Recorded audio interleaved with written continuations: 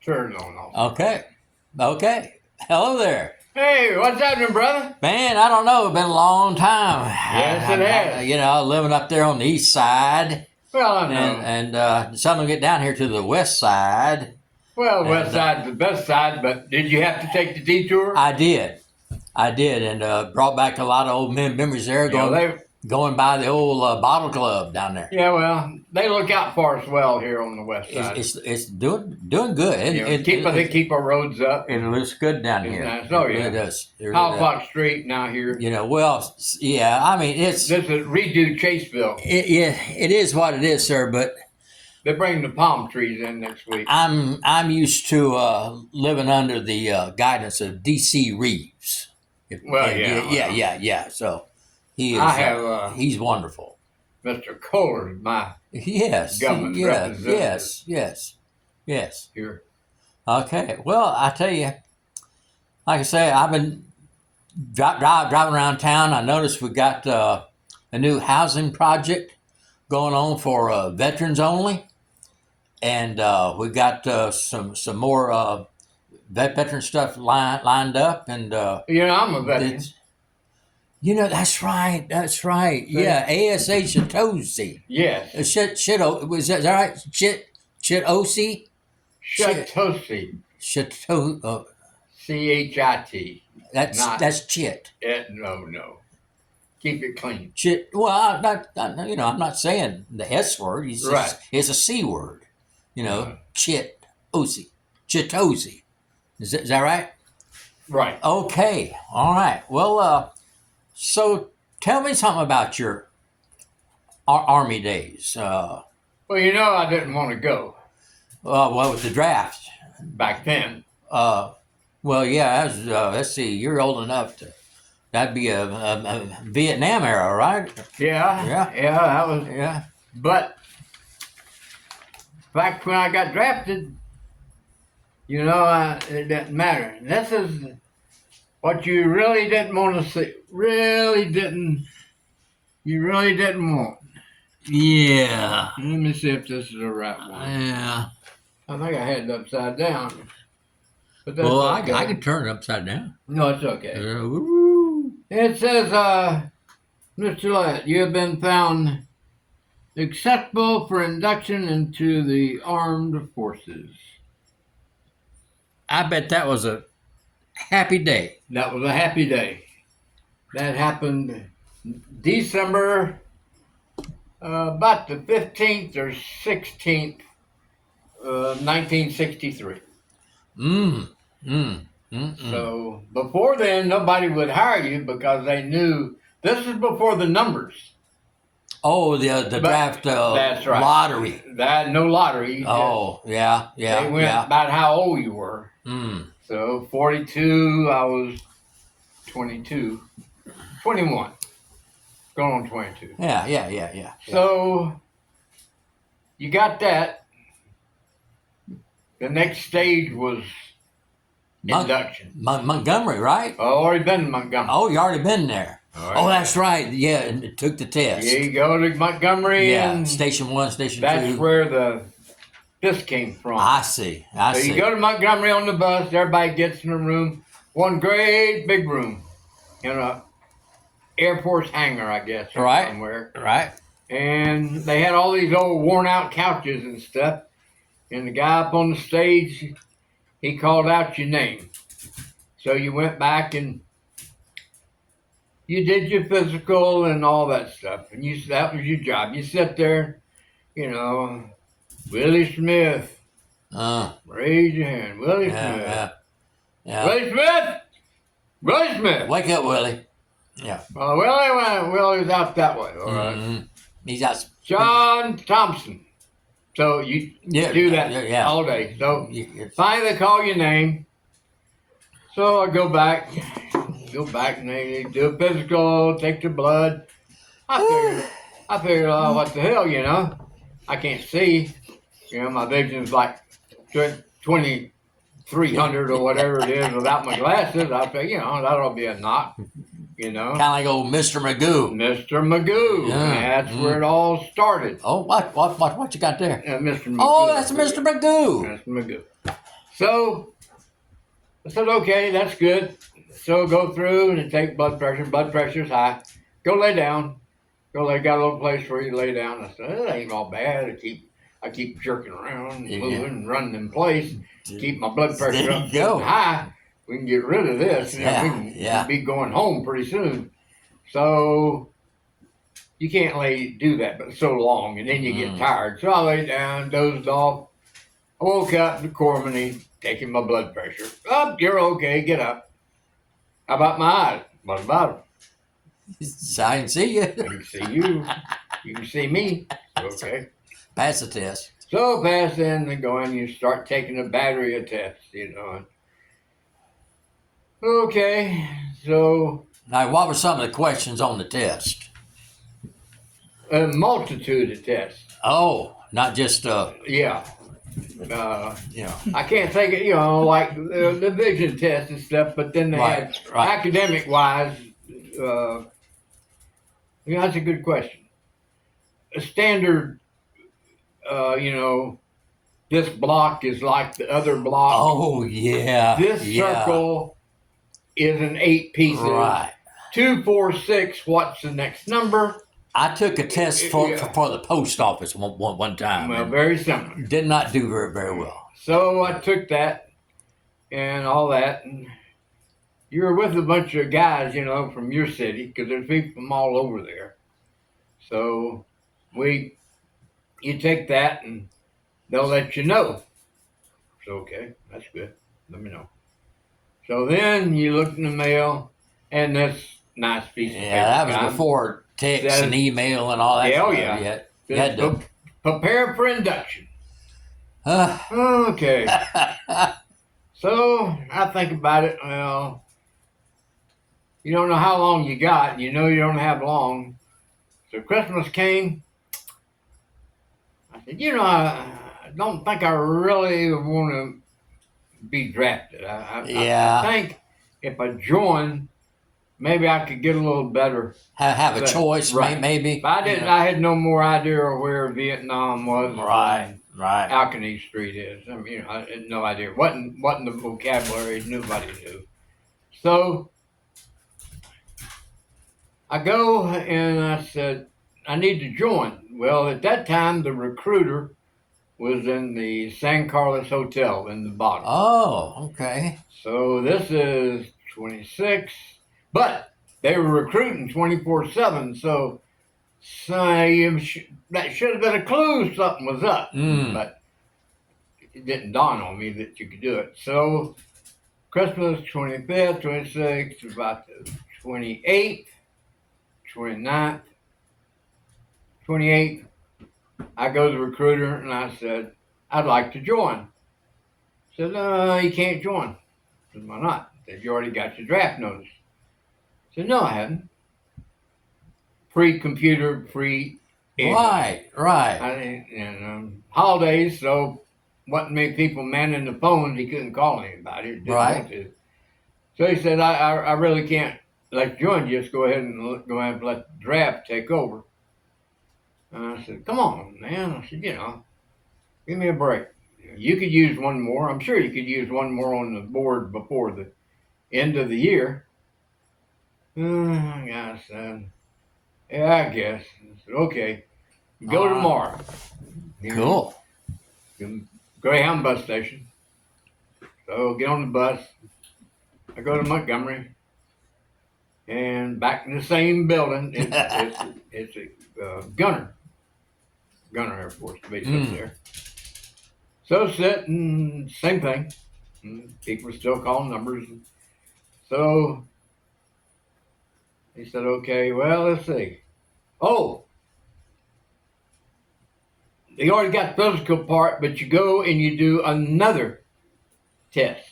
But wait, there's more. Yeah. This is the ASD or whatever they call it. It's something like that. I got it right. Anyway, it's the one, that determines kind of what your job's going to be. I see. What your MOS is going to be. Are you going to wash dishes or? Yeah. Well, what you qualify for. Yeah. So I go in there and take tests and stuff. And I'm not trying to dodge now. Now I'm trying to improve myself. There you go. You want to. Yeah. So go back out and sit down. Pretty soon, guy comes out. He's 6, he's 7, I guess. I didn't know back then. Right. So I said, "Hey, how you doing there, Mr. Gillette?" "Ah, Mr. Gillette." "Come on back. I want to talk to you." "Okay." So I go back and got a little office there. Well, look at there. He got coffee. He got donuts. Oh. He got a nice place to sit down. "Have a seat, Mr. Gillette." VIP room. "Yeah. Yeah. How you doing?" "Good. I'm doing good." "So, ready to enlist in the Army?" "Yes, sir. That's why I'm here." Serve my country. Said, that wasn't the deal. No. Just well, I thought you might have said that. I just didn't say nothing like that. Oh, yeah. That looked trite. Yeah. But I didn't want to go. I didn't want to be there. And I really didn't see how me being in the Army was going to really help my country at all. But that's a moot point. Well, So anyway. Never know. Yeah, I know. So anyway, I'm sitting there and he says, I got your test scores back. And you scored real high on the test. I said, "Yeah, okay, that's good to know." Then I graduated about 530 out of 600 in That's high school. Pensacola High School? Yes, Pensacola High School, class of 60. PHS. Yes, I wasn't. I was a well-known student, but not a well-renowned. Yes, student. in fact, I had one of your teachers 10 years later. Yes, that's another story. That's another story. She didn't quite. Well, anyway, like I said, that's another story. Anyway, she didn't even give me a chance. Well, getting suspended and expelled, that doesn't do your grade point average a lot. So, anyway, I did graduate after summer school, but. So anyway, he said, "I've got an opportunity for you." Well, tell me. This crew, it's called the ASA. ASA. Army Security Agency. Ooh. He said, "I can't tell you much about it, but I know you're going to like it." And talking to other veterans over the years, that was page 2 of How to Recruit a Dummy. Yes. And so I said, "Oh, yeah." Can't tell you much about it, but it's going to be good. I wasn't really into infantry and I really not in the Army too much. Looking back, maybe a mechanic or something, being I liked outside fishermen, but I don't know. So I figured, I can do this. I can learn to work inside, further my education, be somebody. There you go. Be somebody, just instead of drag racing and that's right, drinking beer and running up and down the beach and beach buggies and fishing all night. Yeah, come on, yeah. Step up to the plate. Getting a good profession. Swing batter. So I said, okay. So tell me about it. Well, like I say, you go to school for a long time, and then you work in these sites. Like I say, I can't tell you much. Can't tell you much because can't tell you much security. Secret. As in the name of the thing. Security. Yeah. I said, okay, I'm going to go with that. I said, I'll do that. Yeah, it sounds exciting. But there's only it's not a problem, but you'll be going to school, top-notch school, for a long time. So in order for the Army to, get their money, their duty back, you need to sign up for another year. Oh. Extended contract. Another year. At this time, and I'm not too sure afterward, nobody had ever joined the Army for 4 years. Not off the bat. So 2 or 3. 3 was bad enough. Yeah. And here, I'm committing from another year. You were going for 4 because you scored high on the test. Yes. Yes. Okay. It didn't say lack of intelligence, but it was scored out of it. Winner, chicken dinner. Right. That's right. So I just sat down and said, I came in looking at 2. I'm willing to go out at 3. And now I'm looking at 4. Double down. Double down is right. But it's a good job. Might be worth it. It's a secret job. Get a lot of schooling. Job. Get a lot of schooling and stuff. And yep. Like I say, I'm tired of being a beach bum and just drag racing and chasing girls and stuff like that. So it'd be a good way to settle down. Take home some lifelong skills. Yeah. Too. Yes, that's the main thing. Things you'll use the rest of your life. So I said, okay. I said, that's good. I can do that. So he says, good deal. Shakes my hand. Says, I'll come back and get you in a couple hours. I said, okay. So come back in a couple hours, and there's 6 or 7 maybe other guys there. We go in this room, and I don't think they have a Bible or nothing, but got flags and stuff, Oh, yeah, you'd have to have a flag. And you raise your hand. Okay. So once you raise your hand, you ask the grass. That's it. That's it. That's your oath. That's right. You take an oath. That's right. So you really, really, really have to think about, in my last chance, if I do this, yeah, I gotta do it. Yeah, because now you're higher than an Eagle Scout now. You got yeah. Kind of, I don't know how sure it's the same now, but the oath is what you are, what you're worth. Can you be trusted? Can you follow through? Can you do it? If you do it, you got to do it. That's it. Okay, I'll do it. So I raise hand, everybody out. You don't feel no different. You just realize you got a big monkey on your back now. Yeah. 4 years weighing you down. So go back out. Said, okay, you go to Fort Jackson. Fort Jackson, South Carolina. And then, so we get on the bus. And it's just me going to Fort Jackson. Might be one other guy. They go in different places, whatever how it worked out. We get to Atlanta. We take off. The bus gets snowed in. Oh, boy. In Atlanta, Georgia. We go back, and I spend New Year's Eve in the bus station in Atlanta, Georgia. Woo! And I always thought that was a figment of my imagination that didn't happen. That no way I could have got snowed in. In Atlanta. In Atlanta. Yeah. I mean, it doesn't snow in Atlanta like that. Yeah. So I went back years later and looked at the almanac and the weather report. Sure enough, there was bad weather in Atlanta. Today's special. Yeah. 1963, December 31st. I said, okay. So we get to Fort Jackson, New Year's Day. Woo. Not a whole lot of people working on New Year's Day. I got on a pair of loafers, a pair of slacks, a Madras shirt, which was the craze. Oh, yeah, yeah. A sport coat, and that's it. New recruit. Yeah. Yes, sir. And it is a lot colder in South Carolina than it is in Florida. Yes, it is. And it dawned on me, yes, it isn't coming out too good. So you go to the reception hall. Nothing to do.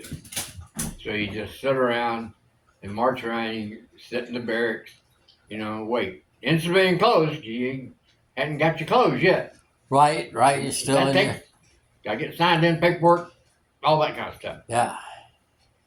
They got to open up because it's New Year's Eve, 2 Year's Day. Yeah. So I guess about on the 3rd. Stay like that 2 days, I think. So they come in, all right. We're going to go get your uniforms. All right. We go over and big old baggy ass clothes, baggy ass pants. Say it weren't tailor fit, but no. Boots made out of cement. and rebar, hat, floppy hat, dress code. Oh, man. All this stuff. Hurry up, hurry up. Oh, man. You bogged down, and you drag this stuff around. And you go, well, then you got to wait till your class starts. You don't just decide to get to a unit, so they get up. Hurry up and wait. Ever how many people it is, I don't know how many. You got 4 platoons in a company. Each platoon, I don't know, back in basic, maybe 40 people, something like that. Anyway, old World War II type barracks, wood, double bunk, bottom floor, top floor, no top floor, bottom floor. Okay, so there you are. You get your bunk, and they teach you how to make your bed and all that kind of stuff. Did you have to bounce a quarter off of it? They say, but you don't remember that? That was for real soldiers. That's all. You could do it. Gomer Powell. You could do it, but it wasn't. I got you. Man, but it did have to be neat, yes. And all that. So, the floors. Army people never talk about the floors, but sometimes they do. World War II barracks had like linoleum floors. Oh. Kind of a reddish brown. Sweet. Right? And they had to be waxed. And they had to shine. Bowling alley shines. Yeah. That's right. Not occasionally. Every day. Ooh, yeah. So, get up in the morning, you get dressed and all that, and you go for a run. And some companies walk and some run. So we got this guy that just got out of West Point or something, and he decided he was an Olympic track star, so we had to run every damn where. Everybody else walked, we ran. Yeah. We ran. Yeah. We ran. After a while, I was in good shape, but the fat people, heavy set people, right? They really, really took it tough. I can imagine. Because they couldn't. He wasn't made for that. Right. So anyway, the poor old folks would help them out best they could, because you can't fall out. And if you really fell out, somebody would drop back and stay with them until you got up. But they had to make it. But right. They did after, but shape up or it was really, really, really hard on them. And so when you got back, then you had barracks inspection every day, because after your formation, I don't know, 7:30, something like that, that's when you went to the field, practice dismounted drill. There's a what now? Dismounted drill. Dismounted drill. In Fort Jackson, that's done on top of Tank Hill. And don't think that it's named after like a Bradley or a Abrahams or nothing like that. It's named after a water tank, because that's where the damn water tank is up on top of the hill. Great big red clay place. And you get out and you march, boy. Ha-ha, and marching isn't as easy as you would think. Stumbling, it's just not hours and hours, round and around and around and around. Anyway,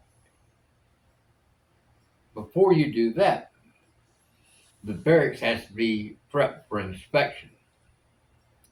Everybody's foot locker got to be exact place, laundry bag, same place, beds all made same place, all the bunks lined up, and the floor has to be waxed and shined. And once the last man's out, nobody can go back in. Yep. That's it. Yep. So when you're coming back from the field, there's a contest each day, or an award maybe, for best barracks. So if you're the best barracks, you get some kind of benefit. First in line to eat. Or, I got you. Or something like, seems trivial now, but back then, extremely not trivial. Double scoop. Right. Yeah. So the worst Once they had to do the duty for the one that didn't have to do it. Nothing's free. Now, give and take. Right. Push and pull. So barracks that did the worst had an 8 ball. And the 8 ball would be on the barracks when you march back. So when you march back, everybody would be straight. See who got the 8 ball. Who got the 8 ball? Oh, 3rd platoon. God. You know, we got the 8 ball. Yeah, that's right. 3 days in a row, you know. That's So if you're coming back in, if you've been to the, not past tank field to the other field, where they got training and stuff. Whoa, earthquake. Get down, Roscoe. Earthquake. Roscoe, get down. Right over, we're going to take a little pause. Be right back. Okay, back with you. Roscoe had to say technical difficulty there. So when you come in from the field, they have, excuse the French, they call it drag ass hill. And the theory is, or the story is, nobody's ever walked up drag ass hill. You have to run up. Drag ass hill. Whew. So that's the way back to the barracks and the post. And a lot of times, you're not the only company there. There's another company will be coming in. There's a big base there. So, So you got to be lined up. So even your company is big. Let's say you're in the 3rd platoon, like I was. You got 2 ahead of you. And they get to the edge, and the thing's like running up the side of the viaduct. Straight up. Except it's probably a half mile long, you know. Woo-hoo. In your mind, it might not be quite that long, yeah. 6 miles. You got on your gear and all that, you know. Quarter. You've been out in the field all day anyway. Yeah. So, you know, you can hear double time, ho! You watch it. Boom, boom, boom. Up they go. Oh, brother. Then the next crew, they come up. Boom, boom, boom, boom. Then you realize, it's your turn. So up you go. And you ready, your nose is almost touching the ground. And, make it, I can make it. And you make it up to the top. And everybody's a little bit disorientated, but not much. Everybody regroups and you get back. And, you know, as time goes on, you get a little bit better at it. But yeah, I can imagine. Right, still not good. And if you ever been to Fort Jackson, basic training, people know all about Tank Hill and Drag Ass Hill. Yeah, I can imagine. So you get back to the barracks. So then, I guess, I don't want to dwell on basic training forever, but it's got me going now. That's all right. So, during this time, I managed to get in a slight bind. I forget what I did, but it wasn't, I don't know, it wasn't. Right, well, you know. It wasn't anything nefarious. It was a violation of some rule or something. I actually do. Well, you know, it was the security agency. And it didn't matter now. It doesn't matter now. Everybody's one. Yeah. So, which is interesting too, we had the draftees from North Carolina, mostly black guys, poor guys. You talk about guys that didn't give a damn. When you're talking about the draft, it's hard enough to get a guy to do it that's already signed up. Willing, yeah. You get a guy that doesn't want to be there, and you might have an issue because he ain't going to be listening too much. And some of these brothers were big ass guys. Yeah. Too, you know, they weren't going to be intimidated by anything. But they wound up being the best guys around. I mean, we went in, I'll relate, one time we went, and it was a Sunday, and usually eat in a hurry, but Sunday was relaxed. So we go in, and there's about 5, 6 of us kind of hung out together, Southerners, you know. And we sit down, black guys, they about the same number of them. They sit on the other side of the table. Nobody saying nothing. So, guy from Texas, I guess, he says, I can't ever remember eating with a bunch of black folks before. Black guy said, well, we ain't really into eating with a whole lot of white people either. Never thought about And that was it. Yeah. Yeah. And that was it. That summed it up. That whatever tension there was gone because we weren't doing them a favor, and they wasn't doing us a favor. It. They were doing their job, we doing our job. So, we don't want to be here no more. You that's want to be right. here. That's good. We didn't look you up to go eat with you. That's right. Here we are. Yeah. But it ain't no sense. We'll be friends, and so it wound up. That part was cool. That's good. So anyway, I got KP. So I got a week's worth of KP. Well, and so I thought, now what? So after the first day, you do the stuff KP guys do. Other than long hours, it's not that bad. Right. But yes, it's hot in the kitchen, though. Yeah, I look back there, and the old sergeant is typing out the menu. Damn it, he was cussing. He wad the paper up, typical of it. Yeah. And I was cleaning tables, stacking chairs. So I said, hey, Sarge. I said, I can type. Because I could. I was office. When I went to junior college, I was a teacher's assistant, whatever they call it. And so I could run the Osler machine and make copies and type and all that kind of stuff. A little angle there, huh? Yeah, so I had that down. And because when I was worked for Bob Jones there, I had made the training, the class schedules and stuff like that. With the old blue machine, blue like a thing you put in, blah, blah, blah, blah, blah. Mimeograph or something? Mimeograph, that's it. Yeah. That's it. And so I knew how to run that. He said, you run that thing? I said, oh, yeah, I'm good. Oh. He said, sit down. Let's see. He gave me the menu. I knocked it out. He'd make copies. Yeah. I got out a stencil. He'd draw it on the stencil, put it in there, add the ammonia smelling blue ink. Yeah. Pop, pop, pop, pop, pop. There you go. All right. He said, all right.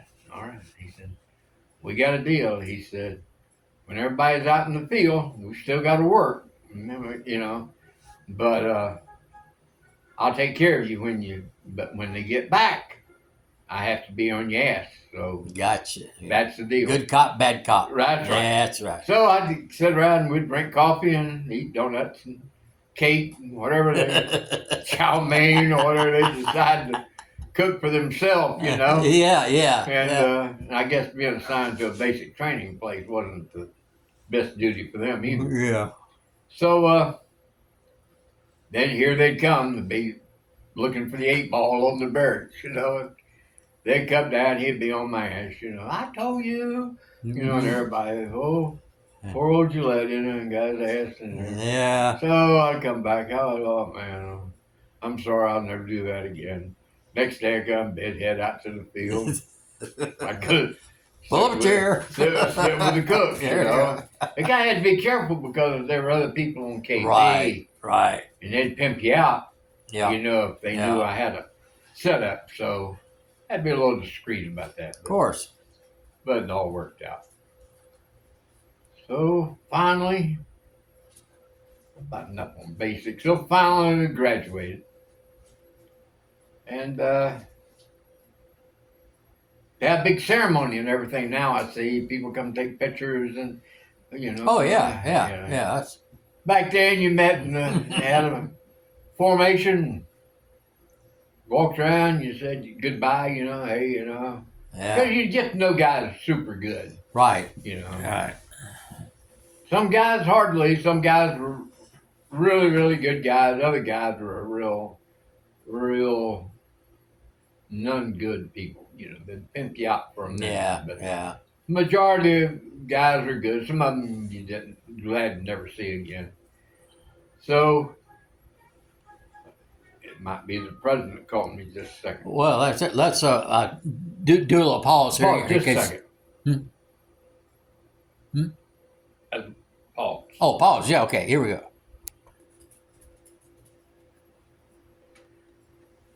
Okay, unpause. So anyway, I get to go to Fort Devens, so I don't know if I came home or not.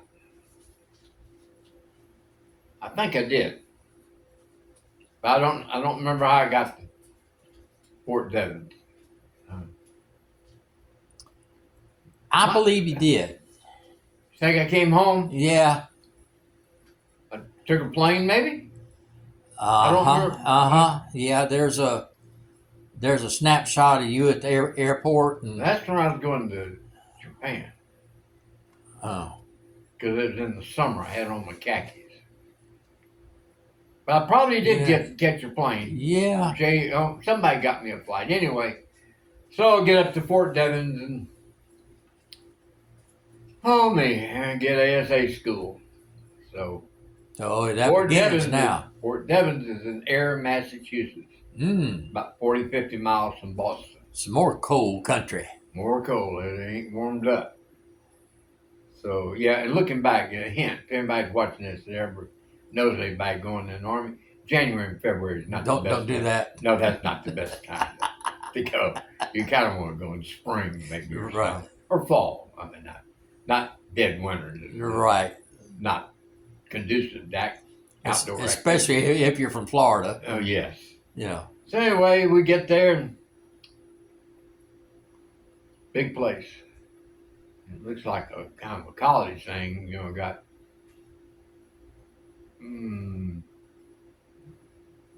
brick buildings. Gotcha. That's not very descriptive, but A very permanent installation. well, yeah, we don't quite have quite that kind of architecture here. New England, yes, New yes, England yes. stuff, and so, and of course, you got your barracks and stuff, but the school and stuff was in a place like that. So you go and you sign in. You get assigned to Charlie Company. Casual. Only one thing in this whole mess they hadn't told you yet. You got to have a clearance. I see. If you don't have a clearance, or you fail your clearance, it's all for then naught. You don't get to play. Yeah, you're stuck for 4 years. Yeah. For nothing. So you start to sweat bullets.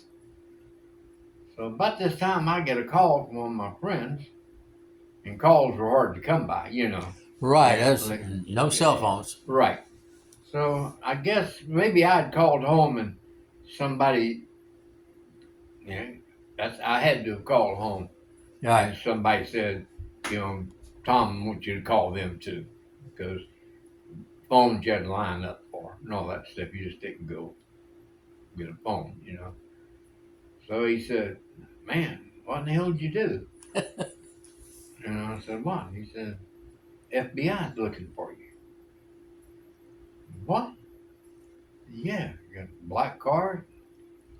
These guys riding around. They went to the high school. Went to Keenan Well Supply. Want to know about who you were. Were you a good guy? You steal or what'd you do? Said, you rob a bank or Yeah, I bet that was puzzling. Federal Yeah. business. These guys are serious. No, I joined the Army. I ain't got nothing to do with the Army. A lot of people join the Army. Yeah. And FBI don't come around asking about them. Oh, ask old Joseph Kroll. He was a lawyer back then before he got to be a judge. Yeah. Yeah. And he told me later they come and ask him. They asked him what my middle name was. He knew it was Wilson. He said, why'd they, something to do with my middle name. Huh. And he said, I don't know. He said, they probably named him after Woodrow Wilson or something. I don't know. I don't have any clue. But I guess that was if he knew me or not. That was, right. That was the thing. So anyway, he said, I told him you were okay. This is years later. So anyway, that had me pretty worried. So, like I say, it's a big ass place. All the students, back to World War II barracks. A little bit better this time. Not double bunk, single bunks with a locker and a nightstand. Did it have the same floors? Yes. Oh. That's Army requirement. It would be Army man. without the damn floors. That's why sometimes on Army sites you see the buffer. Yeah. The guy with the little badge and a buffer. Same thing. Every night before you go down bed. You got the buffer and the buffer round and around, and then you use the Johnson's paste wax. Yes, sir. Get your hands and knees, and you polish the floor inch by inch, and then the haze is up, and then they find an old blanket and cut a circle out of a blanket for a pad. Yeah. For the thing. Yeah. Buff and buff. Not too much. Don't leave too many swirl marks. That's right. So you got to do it. Don't burn it. Everybody takes off their boots and stuff and walks in back of all the bunks. Well, that's not true. Not at Devon's, because you didn't walk in back. In Basic, you did. Devon, you walked to the side. Everybody walked on one side, and then the last man out in the morning, finished buffing it up and touched it up. Yeah. So anyway, we're in casual company. There's nothing to do. They take care of it. Probably it's the biggest company in the Army, because companies are only, I don't know, some lifer will get me on this, right? 200 people maybe? I don't know. 200-300 would be a big company. And so there's 600 in Charlie Company, because everybody's standing around waiting for the clearance.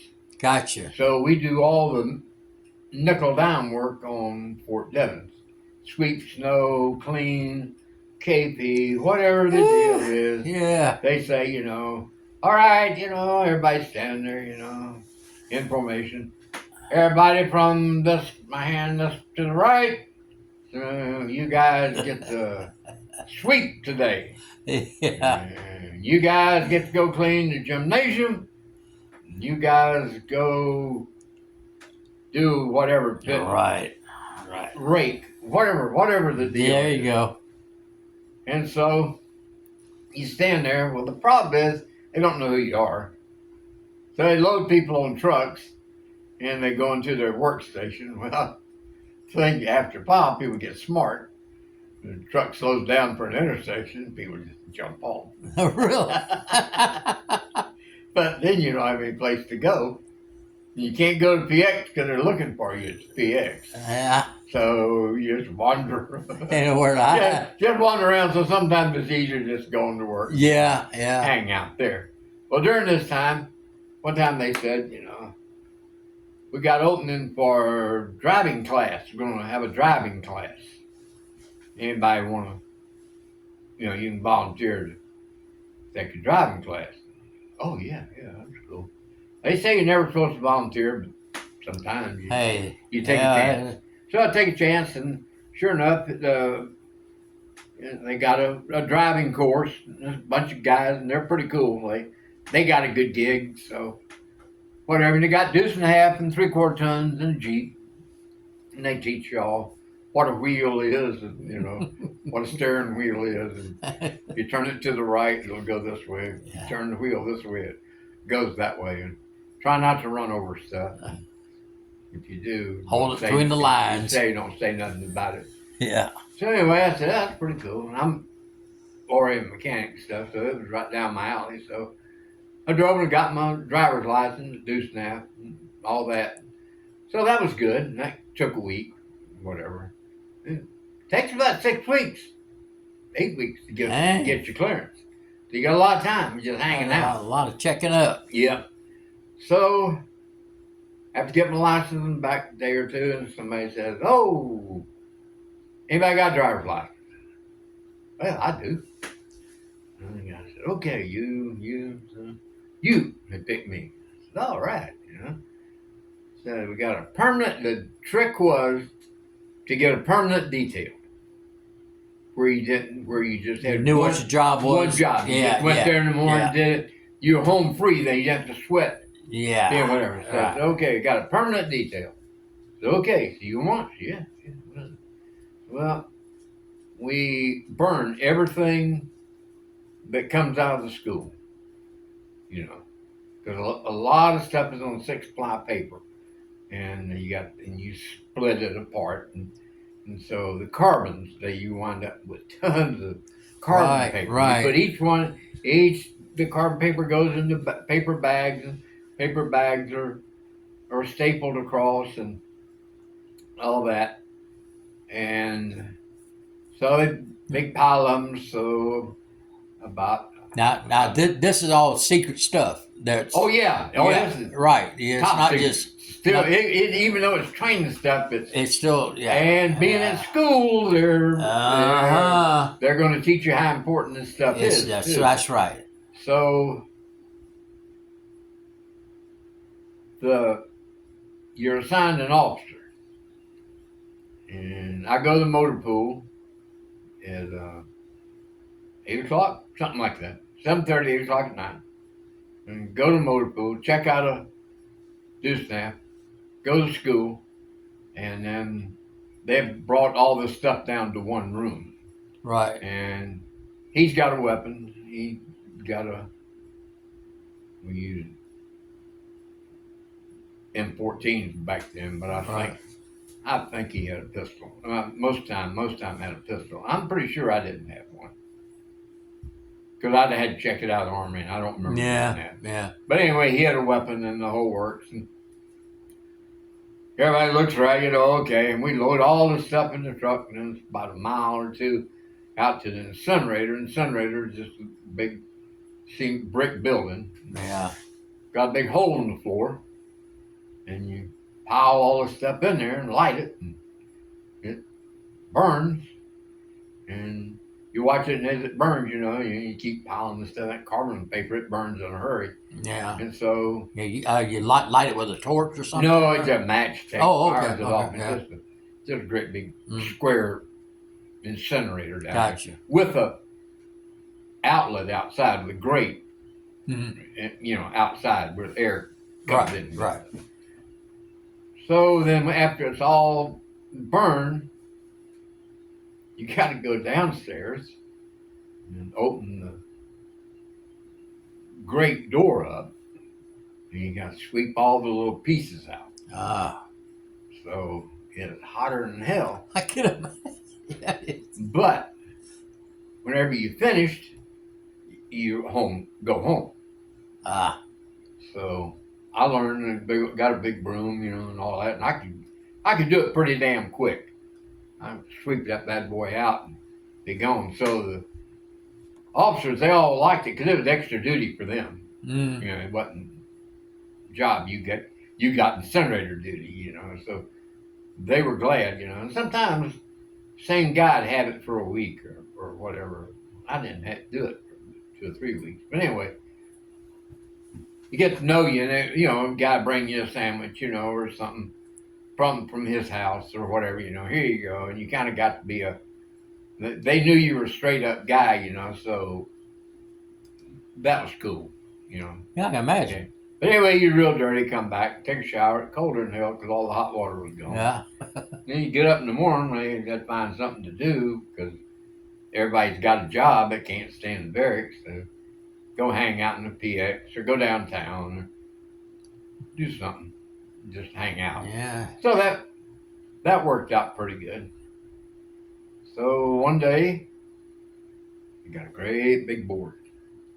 And every morning, like 5 o'clock in the morning, they put the names of the people that clearances come through. The winners.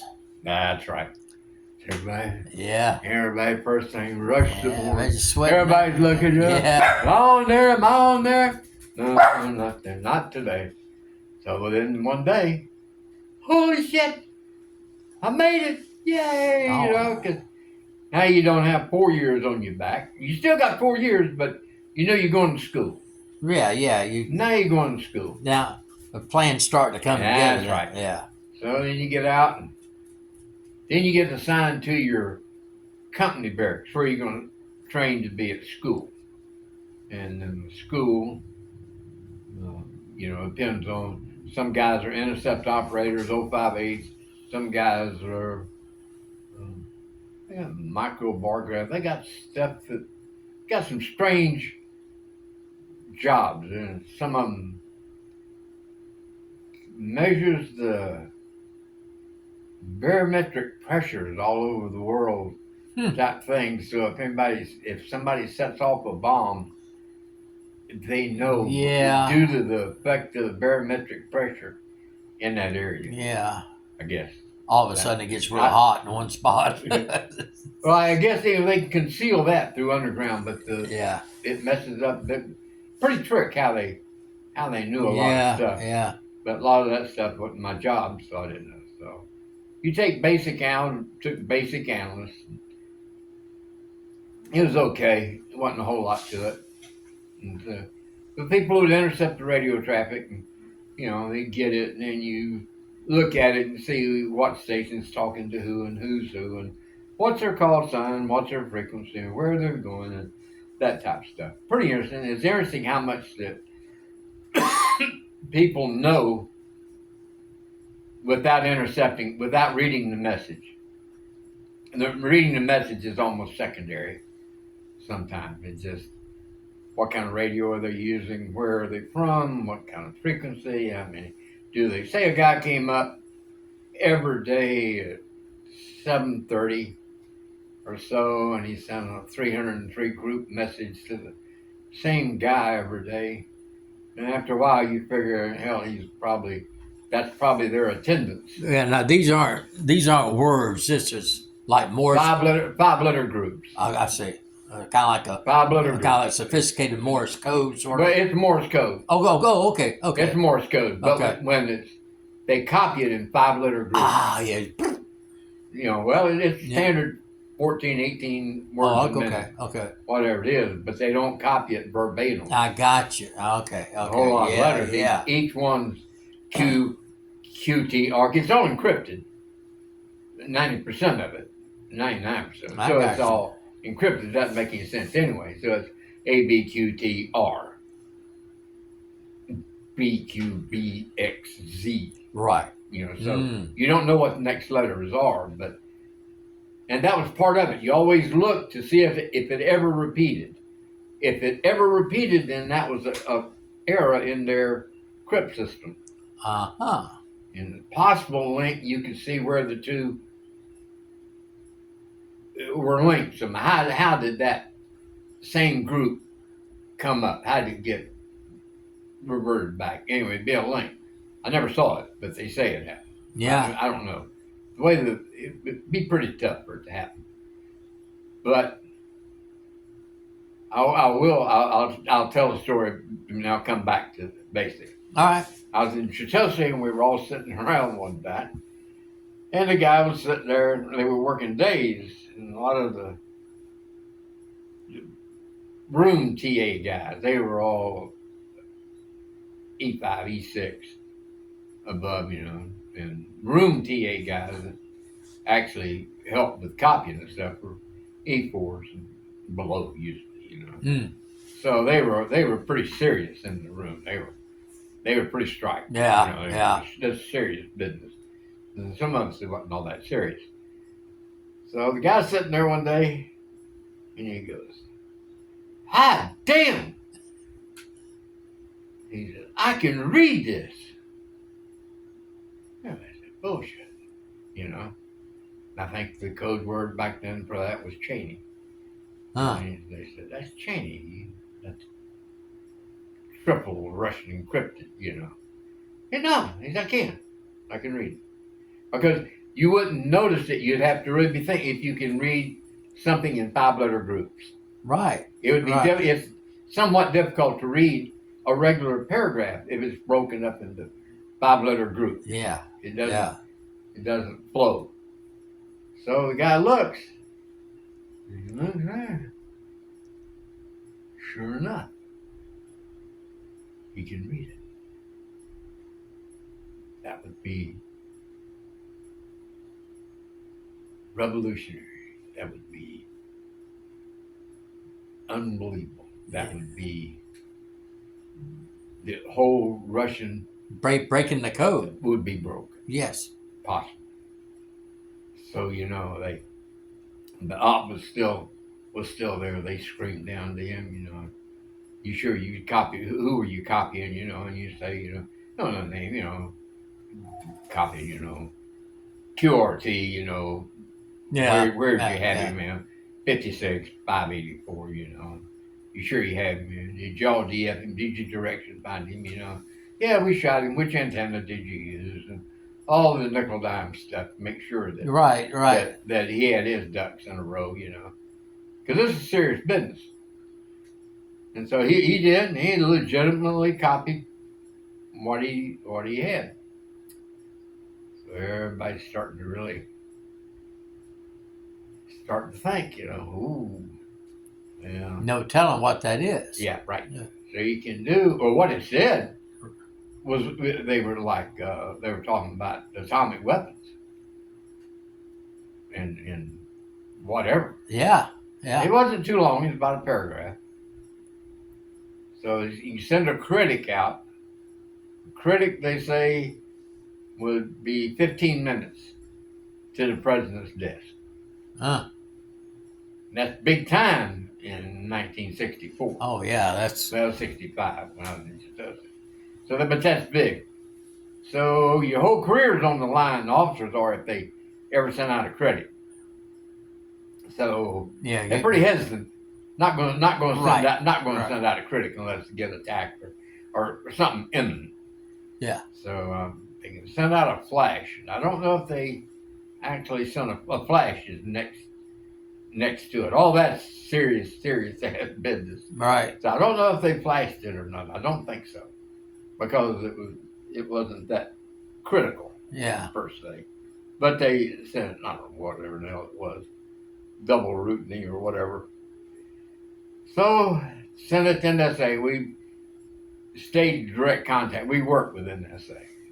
So now what? Now National Security. National Security Agency. So we were in contact. They knew when we worked, and I found out later they actually they knew what guys worked what shift, what tricks. And so they sent it to them real quick. So everybody was pretty apprehensive of what was going to happen. Well, in a few hours they sent back what had happened. There's no reading material in ops. No magazines, no Reader's Digest, no Life, no books, recreational books. Everything is military mission orientated. Oh, there's nothing, nothing in there. No newspapers laying around or whatever. It just doesn't happen. Why was that? Just not keep your mind on your business. You don't get it confused. Yeah, okay. Nothing, everything in there is classified. So that way you can't say, oh, it's just a book. It was my book or whatever. No, that ain't how it works. It's Gotcha. classified. That's it. And so and probably just being an ass, but that's besides the point.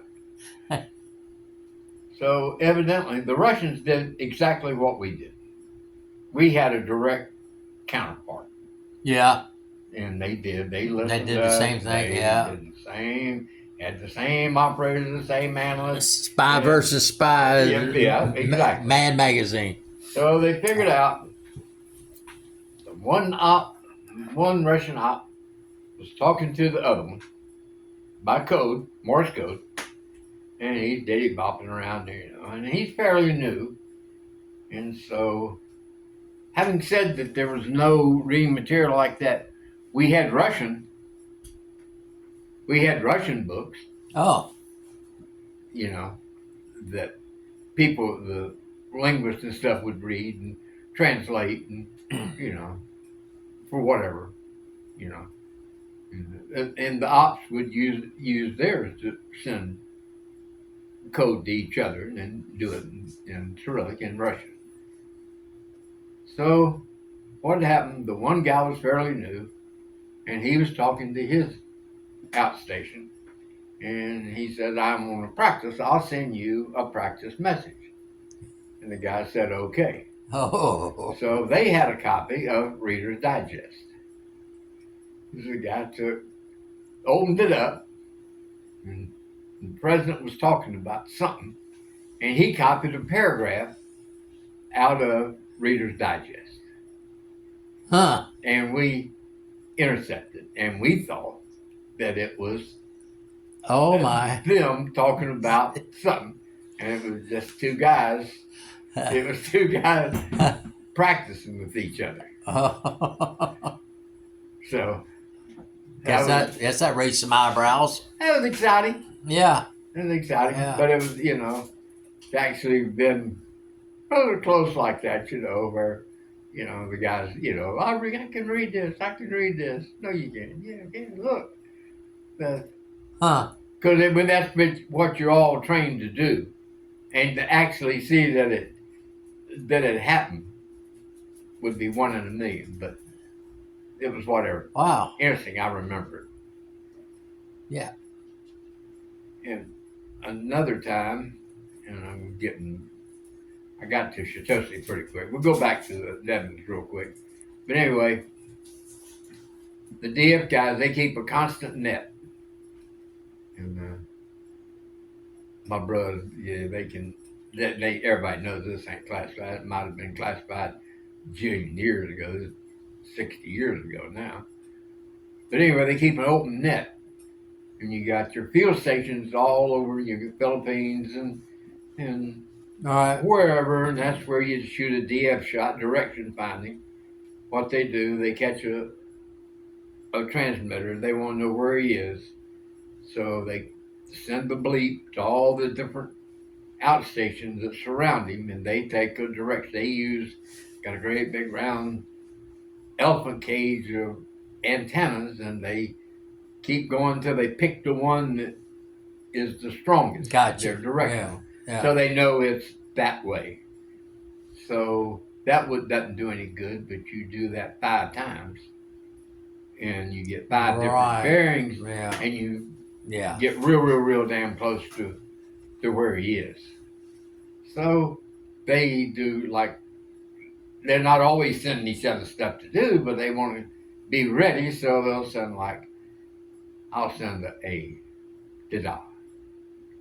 Other guy, I send the S, did.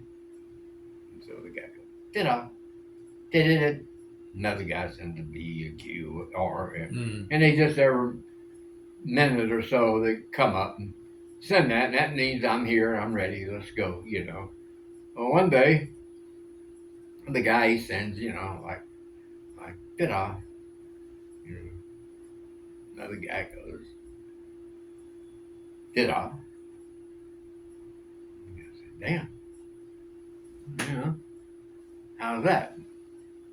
And so you talk in Q codes, All right. QSA, QRM, man-made static, QRN, natural static, QSA, QSY, all the different ones, Q. Rather than spell the stuff out in Morse, you just send a QK, I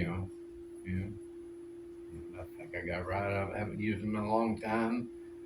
But the guy, QSA, IMI, who are you? The guy says, DE, and he gave him his name. His name was like, I don't know, a damn Russian name. Yeah, Boris. Boris. Yeah, this is Boris. Yeah. Guy goes, holy shit. The Russian guy goes, holy shit. Both people doing the same job. Wow. Dialing all through the frequencies and happen to hit on the same one. But it stands to reason because that was the best frequency for that type of communication. But they were doing it, and we were doing it, and both ops hit. Just happened to hit, and they queued about each other. So they both found out. When our guy found out, and my God, that'd be a big breach of security and all that. Yeah. Be the end of the world, And I know because I was standing there and he says, "What the hell does he close out and spin the dial?" Yeah. That never happened. Whoops. He said, "You're right, though." He just they used R390 radio. The guy closed out. Because there wasn't. Dialed all freak. I don't know that freak. Yeah, there wasn't any log of what y'all were doing. It's supposed to be. Yeah. But you're not going to log on yourself. Right. That's how we worked. You had room TA guys that collected it. You had maybe 10 intercept operators, maybe 12. Hard to remember the exact. I'd say 5 on each side. And each one's got an R390, 2 of them, and pads, and he's got a mill, which is a non-electric typewriter, and has all caps, no lowercase, Right. no, and the number key, no shift for a number. You got numbers up on the top, and then you got just the keys. No special characters or nothing. Yeah. You're gonna pound them pretty hard because you're printing on 6-ply paper. And so, Manual stuff. Yeah, that's right. So they big bam bam bam bam bam bam bam bam bam. These guys could do that, drunk, sober, amazing guys. The backbone of the whole operation. Hard job, and got the least credit. Yeah, I think, but actually did the grunt work. And anyway, we go through there, and then my job, and then I had usually 1 or 2 rooms. You walk down and between them and help them with they have different skids. They're supposed to copy a certain frequency at a certain time or whatever, or they search or they look for them. And these guys are amazing because after a while they learn who they're supposed to copy by their hand. Right. And they could be dialing through there and then daddy and rolling. Oh, there he is. Oh, that's QB 14D. Mm-hmm. So they know that's him. And then that's how they find when they do a frequency change too. A lot of times they'll know the guy's hand and they'll dial around until they find him transmitting something and they'll know who it is. So anyway, they copy for so long till the guy quits transmitting or something happens and might have 2 or 3 inches of paper, and we do a tear off, I think, every 2 hours. We go tear off what they got, label it, 6-ply, and you rip off the edge of it. It's tractor, old computer type tractor paper. Yeah. And so you pull off the edges of it, and then the real skill of a TA man it's got carbon paper in between it. So the real skill is you stand up on something, stand up on chairs if it's long, and that was always the thing. Who could do the longest one? Mm-hmm. 3 or 4 pages, 5 pages, 6, nothing to it. But your long ones were tricked because it folded at the bottom. Right. So but you got to separate it. You got to pull all the carbons out, and then you got to separate all the pink, blue, green, orange, white, and we always discuss that. What are the 6 colors? And we got it just about, but you always forget one. But anyway, you take all the colors. The last one, see, is more of a file copy because it's not as clear as the main copy. Right. All right. So you ship one goes to the NSA, and then the others go whatever. They don't go to the NSA like that. They go to the comm center. Comm center translates it, encrypts it again, makes a tape, runs the tape, and sends it. Wow. So anyway, you separate them all out. You get all the carbon paper out, and then shake it out, and you separate all the stuff. And you put it in order, and you got to get a bag and put all the carbon paper in the bag. Put your name on it, and what time it is. Seal it up, put it down, take it down to we have an incinerator room too. You burn at the end of it's burn at the end of every shift. Woo. So, oh yeah, that's going to go out that way. So you shake all the paper out, you go down, and then if nothing happening in the whole works, you got some free time until your next tear off. But those guys are your friends, you know. So a lot of times, you know, yes, they didn't have a break room.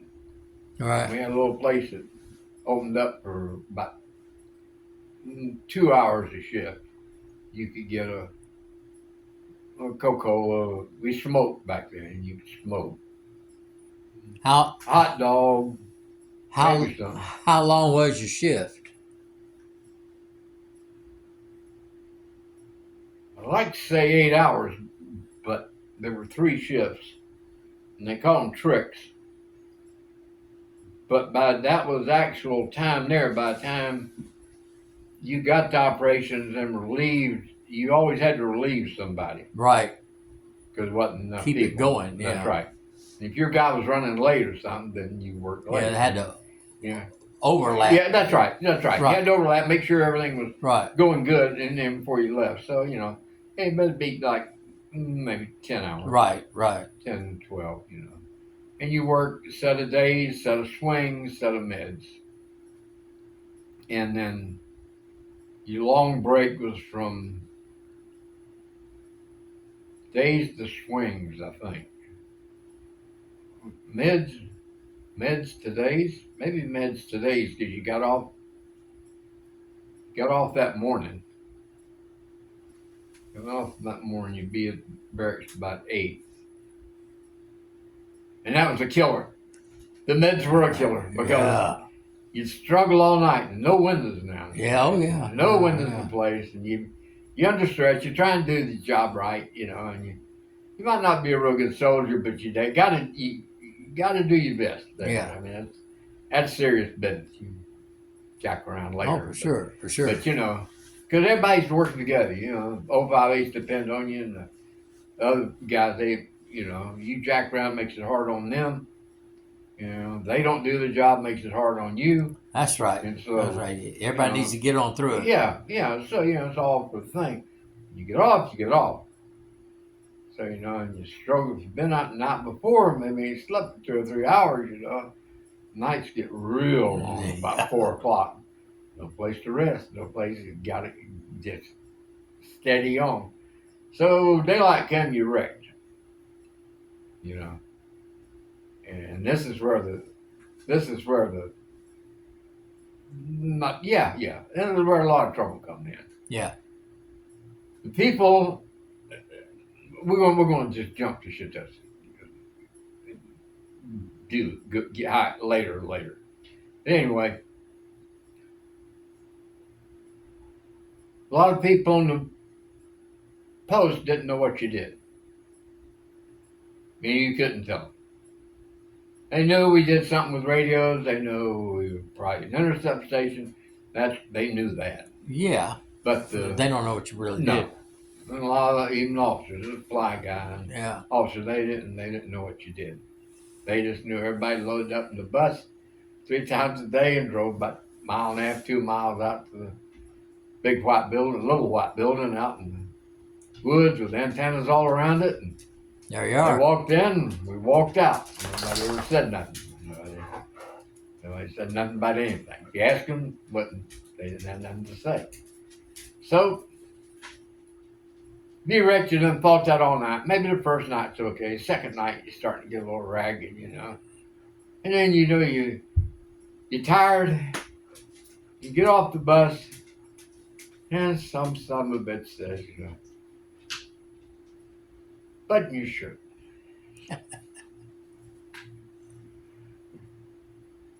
How come your field jacket's out? You know, tie your shoes. Yeah. You need a haircut. And you think, I really don't need to hear that. You know, and you say, yes, sir, I'll do that, you know. You got a bad attitude, what's your problem? Not a problem. It's all good. It's all good, my man. And so, you know, really trip you up sometime. And I never did much, but you let your mouth overload, because you're tired, and you Yeah, just say, tired. "Yeah, I'll do it. I'll do it. Yeah, Get okay, up. okay." Stop making a deal out of it. So there were a lot of people. There were a lot of people around that didn't work in ops. A lot of people that worked in ops didn't belong there Yeah. because they had reenlisted to be there, and they didn't have the skill set. They might have had the skill set. They didn't have the management set Uh-huh. to deal with. You have to remember the agency people were older because wasn't any not as a fact, but most everybody had already been to college Mm. or they had worked and they were in their Yeah. 20s. They had done something. They weren't right out of high school, Right. so they knew what the world was like, Right. and they knew what was happening. Mm. So scare tactics didn't work a whole lot. Yeah. People were just seasoned. I mean, they knew. We just knew. And so some guys were, some of the officer sergeants were super nice. They'd go out of there. They knew what we did. They worked with us, and they'd go out of your way. And, you guy come in wrecked or something, they'd help you out, take care of you. Why don't you take a break? I'll cover for you for a while, and that kind of stuff. You're okay. And then some of them would just nitpick stuff together. Oh, I can imagine. And my best friend Buffington, he used to get him, and he used to play hard too. But anyway, you get off work and you worked all night and you have to be back to midnight. Well, let's see there. I go to the EM Club here and get a quick drink before I go to bed. Look at there. I don't think I'll go change clothes. I'll lay down a little bit. Okay. 10 o'clock. 10 o'clock. Bus going downtown. Yeah. Then I'll go down to Ryan's. We'll just have a quick drink. Good idea. Let's go. Yeah. So 3 or 4 everybody piles in. You go down, stop by the ramen shop, get some ramen, go down to the little bar. Hey, what's happening? Y'all work at mids? Yeah. They know. So look clock. And we better be getting back. Yeah, it's 6 o'clock. Yeah. I think we better get going. It's 8 o'clock. When's the last bus? 9:30. It's 10 o'clock. Damn it. Oh. Go take a taxi. You've been up all damn night, damn day. Run back, take a taxi, get to work, change clothes. There's the bus getting ready to leave. Run down, get back. There you are, back at work. Same thing. Head ringing. Everybody looking. Everybody, of course, everybody. Some don't, but half your tricks messed up. Everybody drinking coffee, trying to breathe deep. Another long night. And everybody swears, I'll never do that again. I bet the last time. Next day, about 4 o'clock, you look around. Everybody's downtown again. So, you can't do that every day, but, do it quite a few days. So, it was tiring. But it was fun. I mean, that was the thing. You had to pay the price. You pay, that was the reality. Yeah. But that brought a lot of dissension between the guys too, because other people that worked on the post they weren't off during the day. And we worked. So we just wandered around going out there, getting drunk, doing whatever, And drinking was a big, big, big thing. Very few people didn't drink. Yeah. Some did. Some didn't. Yeah. But a lot of it, and drank a lot. Yeah. We consumed a tremendous amount of booze. And I guess it's when your nerves are out and you're on the ragged edge. Yeah. It really doesn't affect you that much. That's how that goes. I mean, you just stay wired. That's just yeah. That's just it. And this was all before drugs. Yeah. Yeah. See, drugs kill the drinking game. Yeah. Because then they mix drugs with Yeah. alcohol. Just straight alcohol, Yeah. that's a bad gig. But if you drink pretty good stuff and have a job and eat well, because see, we ate good. They fed us well. So you had food, you had clothes, you had stuff to do. You know. It doesn't rewire your brain like no, and the drugs, crap, and and it was exciting. You was in a different place, in a different country, and different people, and all that stuff. So it wasn't. And knowing anything you did was never know at home. Who's gonna know? It's all a secret. That's right. Who's gonna tell your mama? You know, who's gonna tell your dad? Don't nobody know you. Yeah.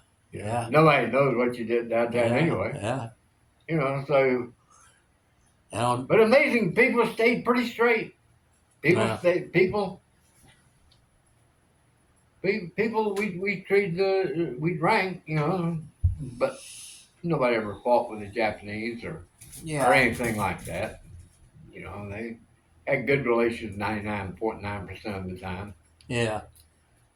So how long had that been going on before you got there?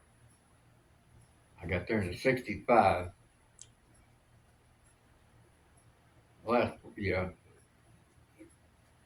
Early '65. I think Shitoshi started at about during the it had been there longer, but I'll have to look that up. But like 56, 50, the whole tenure of Shitoshi didn't last 30 years. Right.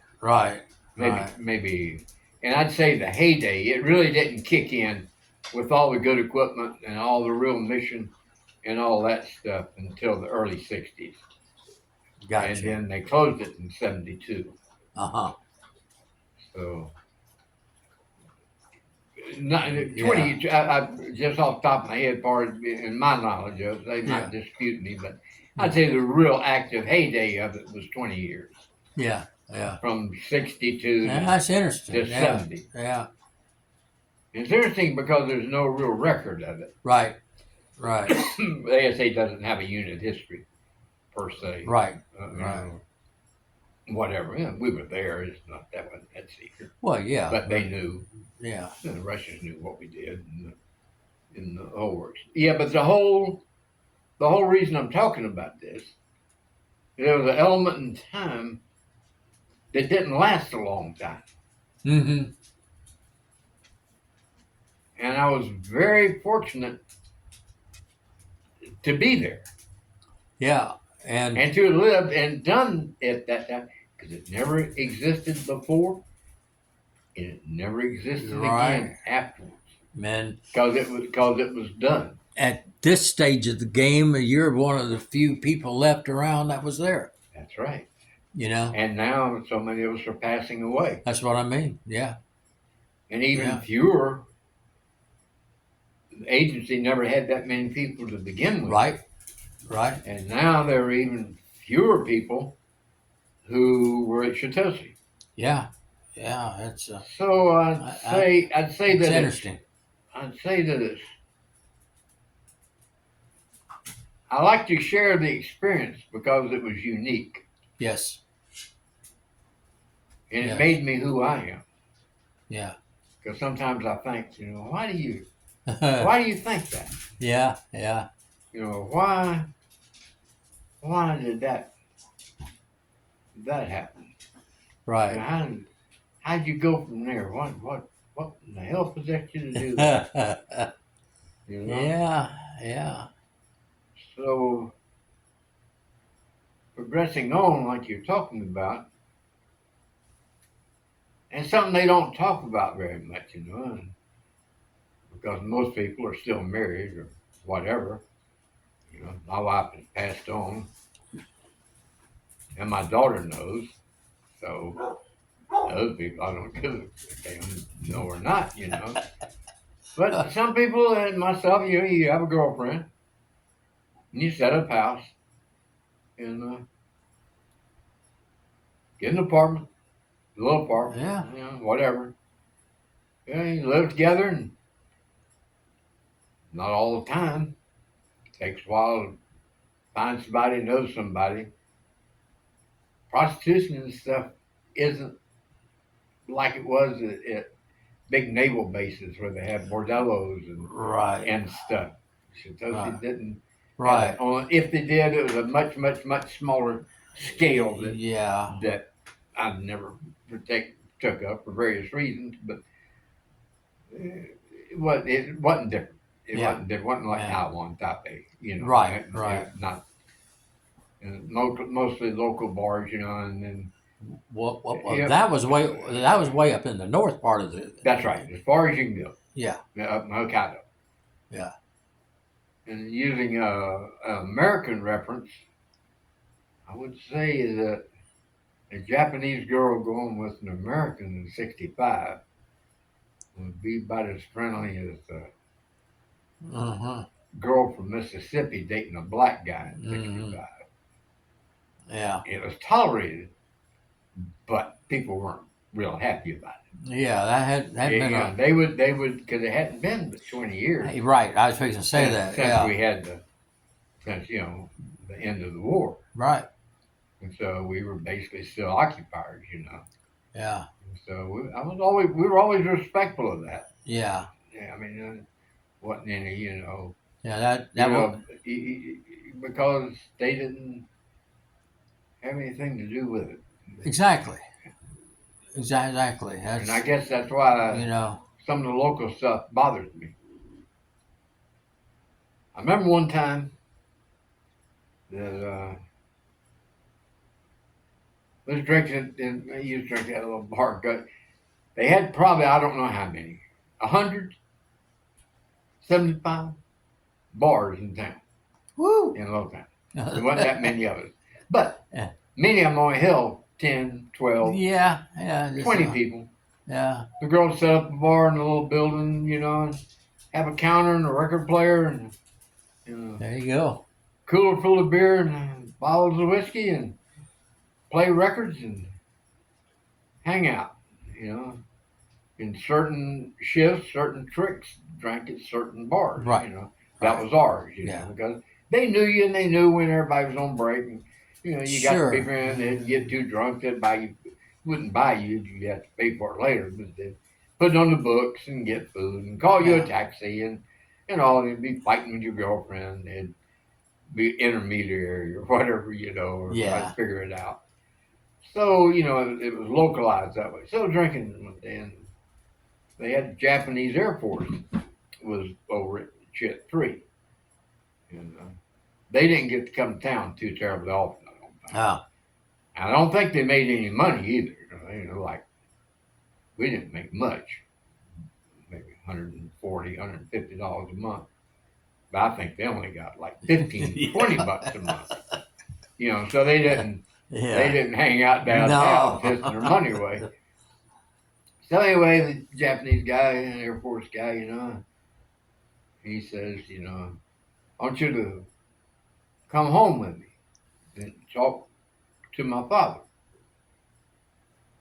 Yeah, I don't know. I'm not much of a linguist, and you speak fair. You can get your point across, but get in-depth conversations are difficult. Right. So I said, yeah. One day I'll do that. So he hounded me a couple of times, He says, I really meant, come on, So the barmaid says, he's serious. His dad wants to talk to you. I said, oh, okay, then hell with it. So Scotch was the big thing. Johnny Walker Black Label. Yeah. You could buy all kinds of Japanese whiskey, but that was the thing. So, but you had to be E5 to buy it on the post. Now you could step right out the gate, go down there, you could buy a gallon for $4, but you couldn't buy American booze from the NCO club. Right. So I got one of my friends who had made E5s. I needed a bottle of Johnny Walker, Oh, we going to impress, No.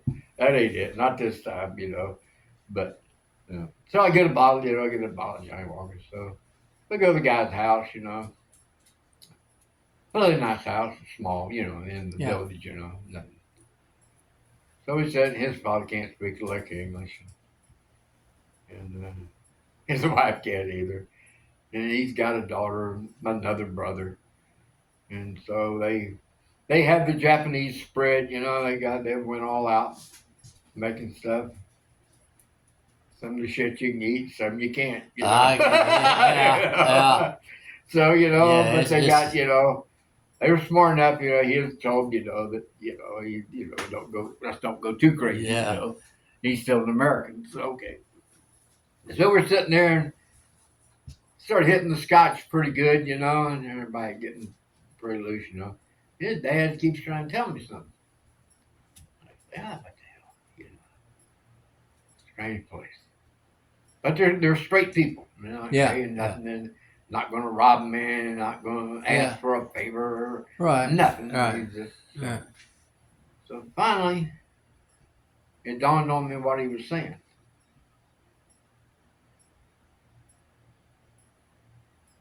That his son's father, him, had tried to kill my father, and my father had tried to kill him. I see. But yet, me, his son, and me were friends. Yeah. Quite a paradox there. Yeah. But Dad never tried to kill him. He didn't know him. Right. Now, as a person, right. Because we've been led to believe he was bad, and they were bad guys. I'm not going to get into that shit. Yeah. But I'm just saying that, you know, sometimes people are the pawns on both sides. Yes. Oh, agreed. And when agreed. It's all whatever until you talk to the other guy. Yeah.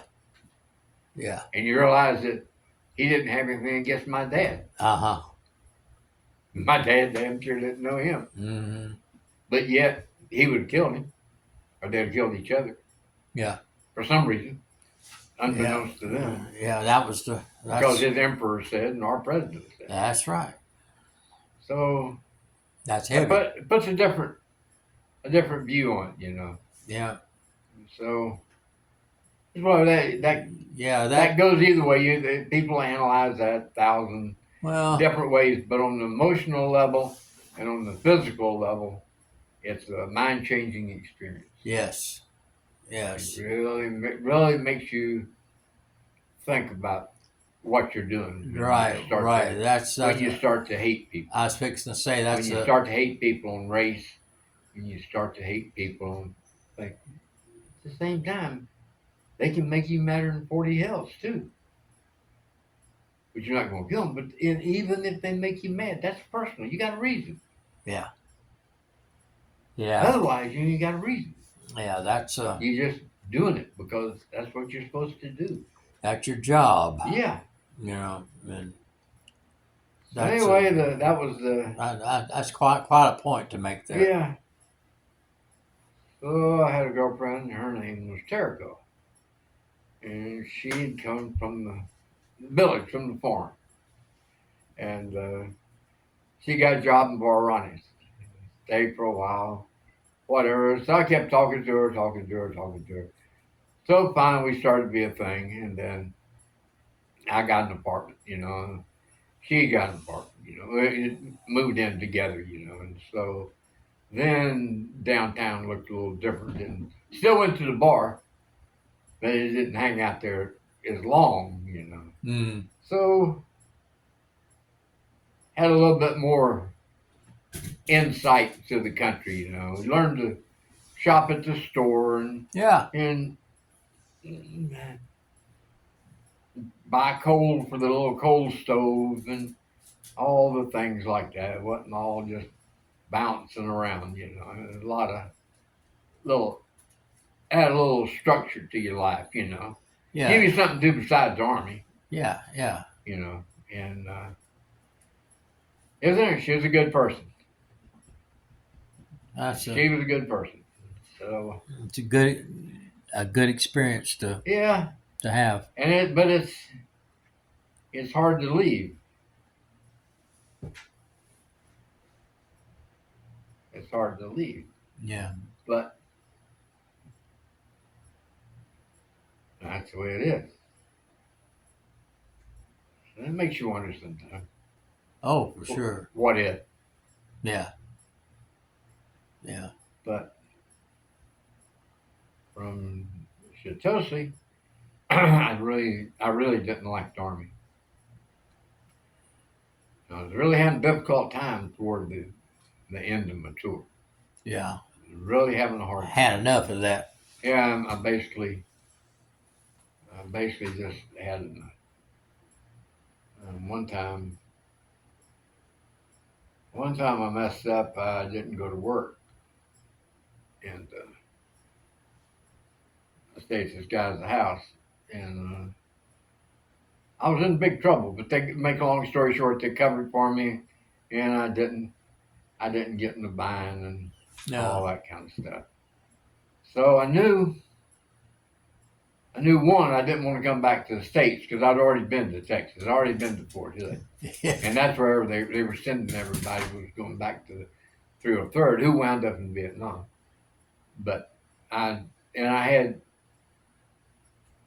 Vietnam was not a thing. It was not a thing. I was busy. Working in ops, dealing with Terrico, being downtown. Vietnam, I guess they fighting over there or something. I don't know. But nothing about me. Yeah. I ain't going nowhere. Yeah. They ain't sending me anywhere, and I don't care. So I'm not going to volunteer a place I was going to go. What's strange, I didn't know because I chose not to even. Right. So a friend of mine, Van Hook, when he got out, I had 10 months. See, I went to Fort Hood first, which I skipped, but that's okay. Went to Fort Hood first, so that burned some time. So I had 4 years, so 2 years at Chitosi. I only had 10 months left in the Army. So a lot of people were thinking, well, they won't send me to Vietnam. They won't send me any other place because I don't have enough time. Now, that was an error because they did. But that wasn't my reason, so I didn't want to come back to the States because I really didn't like the Army, and I was scared I'd go AWOL. Yeah. I was scared I'd just give it up. That's as good as it gets. Back on familiar ground. Yeah, and all my friends and all that stuff. I don't want to play the game anymore. So I said, well, I'll go to Korea. Van Hook said, come over here. It's like Chitosi used to be before it got radicalized, It's different, but it'd be okay. A good place to burn out you 10 months. Yeah, that sounds good. You could 1029 to most any place in the Far East because they liked it because they didn't have to ship you all the way back. Right, you was already there. I was already there. Yeah. All you had to do is go across the water and you're there. So I said, okay. So I put in for 1029. They were glad to get rid of me.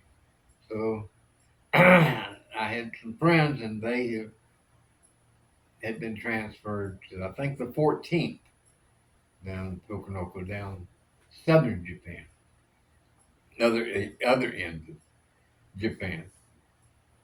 So they kept saying, come see us, come see us, come see us. I said, okay, that sounds good. I'll take 10 days leave. Well, I'll leave Chelsea before I go to Korea. And I'll play tourist. I'll be somebody. So I take the time, load up all my stuff, get on the plane, go to Tachikawa, which is the center point. Everybody comes and goes from Tachikawa. That's Atlanta. Right. You go anywhere, you got to go there first. So I catch a plane down to see them, and they it's different. It's not. I'm sure. It's not. It's not Chitosi. It's pro bar scene. Tourists. They got girls sit with you, buy me drink, mister, and all that stuff. And they got houses and they got back rooms and the whole thing. like I say, I really ain't into that, just various reasons, So, oh, one time I'm sitting there, and the bar girl comes up and says, buy me a drink. No, no, I'm not gonna buy you a drink. Why not? Cause I don't want to, Not very polite. Everybody starts looking at me. Not very. It was an Air Force place too, and they're a lot nicer than we are. Yeah. And so, well, buy me a tea. So I ain't gonna buy you shit. So everybody started to get kind of bent out of shape. So I say a few things in Japanese and everything. So somebody freaks out. Oh shit. He's from Hokkaido. Uh-huh. I guess it'd be like somebody from Maine Uh-huh. going to Dothan. Yeah. Yeah. Wouldn't take long to figure out he ain't from around here. Yeah. So anyway, things getting pretty damn heated and it's looking pretty good. I'm arguing and stuff. About that time, the door busts open, and there's my gang. Hey, my God, what are you doing, What'd you do, make them mad, So anyway, we go, and I say goodbye to them, so I go to a little, don't really have an airport, just it's an airport, just very small. Yeah. Very small. So I'm sitting there, and I got a flight back to Tachikawa. I'm starting to sweat bullets because you can't be late when you're flying in the military. Days I couldn't make it, and 2 days late. That Yeah. That isn't the way it works. And so I'm sitting there, and I got my Class A's on. If you're gonna fly military, you fly in your Class A's. That's right. So I'm sitting there, and the guy says, guys come through. Says, there's nobody there, just me and the guy or two that runs the place, Yeah. Says, where are you going? I'm trying to get to Tachikawa. They say the plane's canceled. It's Navy guys. I got a picture of it somewhere. I'll try to post it. So the guy says, where are you going? To Tachikawa? I said, yeah. He said, well, we can't fly it to Tachikawa. Fly you close to it. And you can catch a bus there. It'd be an hour ride or so. I said, hell, a lot closer than I am now. Yeah, oh yeah. Yeah. He said, well, the plane you were going on burned an inverter, and we brought one to them. So they're going to work on your plane tomorrow, but we're going back in the morning if you want to go with us. I said, sure. Guys, where you sent? I said, right here. I'm E4. I ain't got no money. Yeah. The guy said, well, come on with us. And I said, I'm E4. Okay. Don't matter. Those sergeant, Navy guy, Navy chief, he got stripes every day. Yeah. He got hash marks, he got D's, And where you from? Now you know the next thing. I'm Pensacola. Pensacola? Oh, yeah. This dude's from Pensacola. Hey, no shit. How about you? How about you there? Hey, how about you? You ever go down? Blah, blah, blah. I caught a big fish there one time. Yeah, how about you? Oh, yeah. I'll be down. Pensacola. Hey, yeah, okay. Well, come on with us. Yeah, you part of it. We go and let's get something to eat.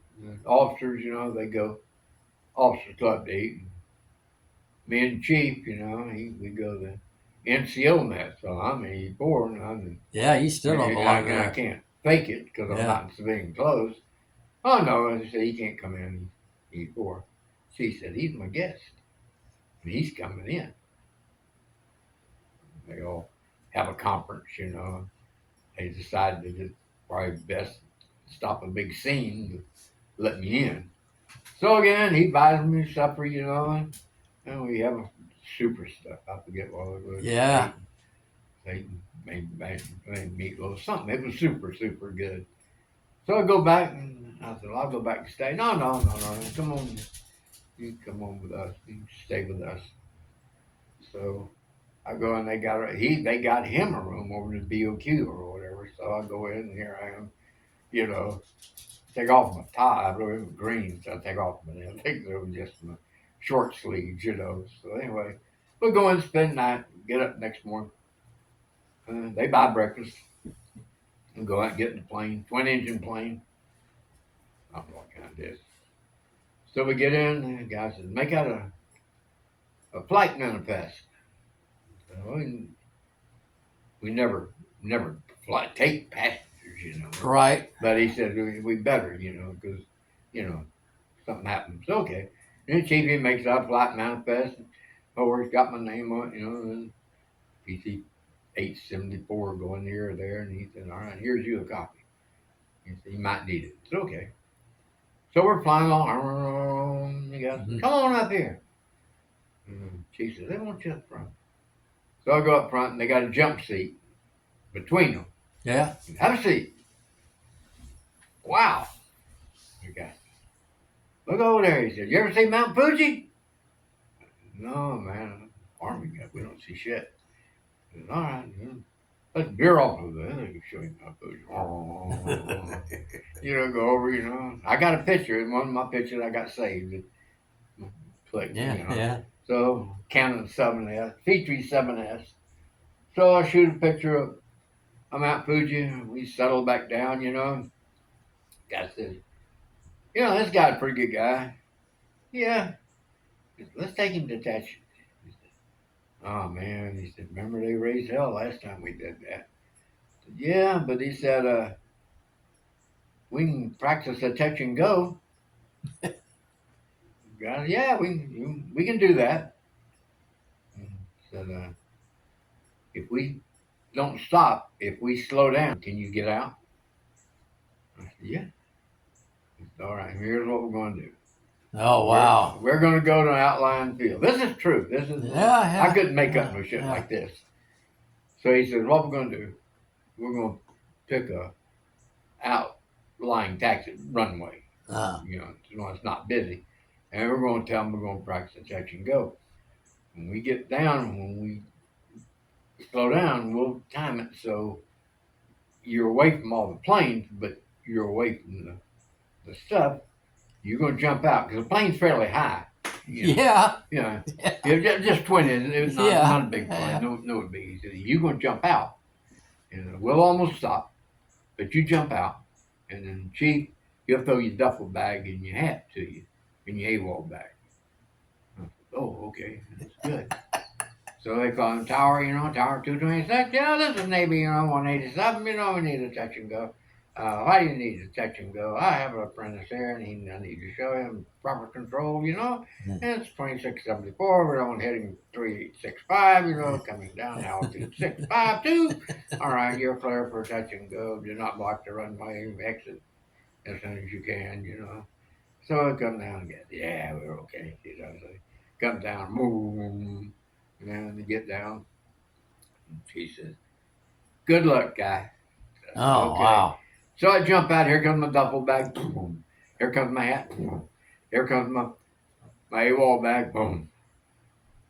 So I look around. They kick back around. And they going real slow on the edge of the runway. They taking their time. So I grab up my duffel bag. Grab up my AWOL bag. I start crossing the runway. It's not too terribly far, but it's not short either. And there's a formation of guys. The ASA guys always travel by themselves. Always did. I never traveled with anybody else. Never traveled as a unit. All right. We always traveled. Some maybe later on in Vietnam stuff. I don't know. But I never did. I always traveled by myself. And so I'm walking across the runway, and all these people are looking at me. Like, who the hell's this guy? Where'd you come from? Yeah. Guy walking across the goddamn runway. So the damn officer comes over and the security. Yeah, he's got something to do with the troop. Yeah. All lined up. He said, who the hell are you? Oh, I'm specialist to left. Well, we don't wear patches. We're unassigned. Our brass is unassigned like training brass. Yeah. And we don't have a patch that says who we're with. Right. We do in the units, but we don't when we travel. When you're on the outside. We don't travel. So he said, well, how'd you get here? Where'd you come from? And about that time, I looked over there, and here they come. And the damn Navy guys that went down in circles and to see if I was going to make it okay. And when I got there, they came over, and I waved. And they waved the wings? They waved the wing waggle. And they pulled on up. And everybody shit. I bet. Everybody said, who is this damn guy? You know, I'm nobody. Yeah. Just the way things are. So I go back in, the guy said, I came with those guys there. And he said, Navy flew you here? I said, yeah. They don't know the rest of the story, you know, it's all hush hush, you know, save the Army, save Vietnam. No. Just the way it is, you know. So I go in, you know, and the guy says, they call it the ADAC, where the check-in, travelers check in, you know. So I check in, you know, and said, where are you going? I'm going 508, ASA, and Yongdong Po. I'm going to Kimpo. Get Kimpo. I said, okay. Said, we got a plane leaving in the morning, real early. And get on that. I said, how'd you get here? I said, Navy plane. You have a flight manifest or anything? You need that to prove you got here. Yeah. Matter of fact, I do. Matter of fact, I do. I pulled it out. I'm the only one on it. The guy said, they flew you all the way from down there to here? And they didn't pull in. They let you out on the end of the runway. They just already getting good, you know? Yeah. Ain't nothing happening. Nothing. Yeah. Just the old guy trying to get down the damn road. Yeah. You know, but it's all looking like. Oh, yeah. Security breach. Yeah, this could be something. Yeah. You know. So I said, you know, well, sir, you know, I'm Mr. now, just about. You know, they're all thinking, you know, I'm undercover or something. Yeah. Can't be who. Yeah. I really am. I guess. I don't know. Oh, I'm sure. I don't care. I'm sure. Yeah. So I said, you know, and sure enough, guy said, you know, we got a plane leaving earlier than we thought. You know, we'll put you on it and fly you to Kimpo. Well, it's raining. It's about 8 o'clock at night. Maybe a little later. So we fly to Kimpo in a regular little commuter plane thing, no big deal. I get off and it's raining, dismal. And you got these tents set up on the runway, on the tarmac, you know. And these guys, they've been up on the DMZ, and they had been living tough. And I guess I didn't know where all of them from, but I think some of them would come from Vietnam. Yeah. So, but I know that quite a few of them had been up on the DMZ, and there was a lot of trouble at that time. There was curfew. They had martial law. You had to be off the street by 12 o'clock and 6 o'clock. And a lot of insurrection and marches and riots. Yeah. And shit, you know. And so they were feeding, you know, eating, you know. So I get out of the plane, come in, I'm bitching, oh, God damn, you know. What did I get myself into to come from cement quantity, you know, to this, you know. So I'm standing in line feeling sorry for myself. And the guy behind me says, you know, he said, this is really nice. He said, you think we could stay a couple more days?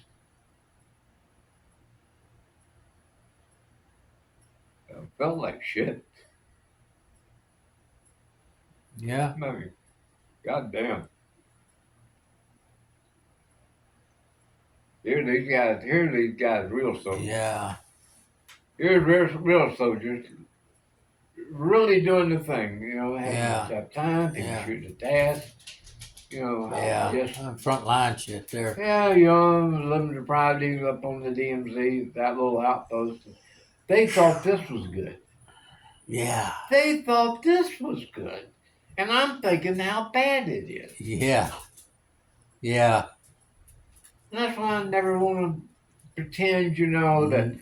oh, I'm a Vietnam hero or I'm a DMZ survivor. I used to work up on the DMZ and all that bullshit. Yeah. That's stolen valor. That's the guys that did that are real Yeah. real Oh soldiers. yeah. And a lot of times I don't consider myself a real trooper. I never did any of that shit. I was just a Yeah. clerk office guy in the works. So Yeah. anyway, get through that and eat, and I said, So by then it's like 2 o'clock in the morning. Can't anybody go.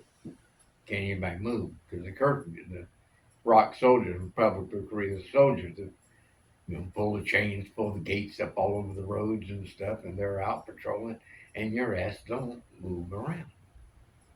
They don't give a shit who you are. That's it. And so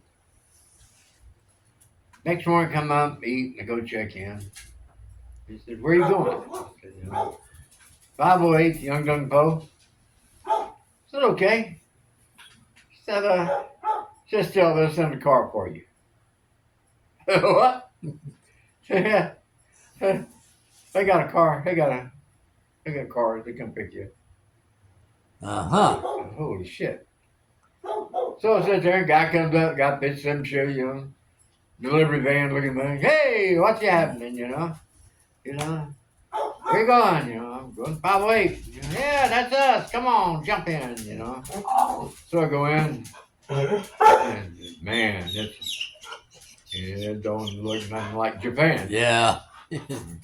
So a lot of poverty, Yeah. not good, Yeah. So we go through and we get to the compound. I got pictures of 508. It's Quonset huts and motor pool, like just a very, very small outstation on the outskirts of Seoul. And I check in. Another story I'll tell about before I left Chitosi, but not now. So I go in and I hang up my stuff in. And I got a little bit famous over in Chitosi, so somebody said, "You hear about that guy you let over in Chitosi, caused him all that trouble with IG?" I said, "No." Tell me more. Yeah, he said, "That guy caused him a lot of trouble."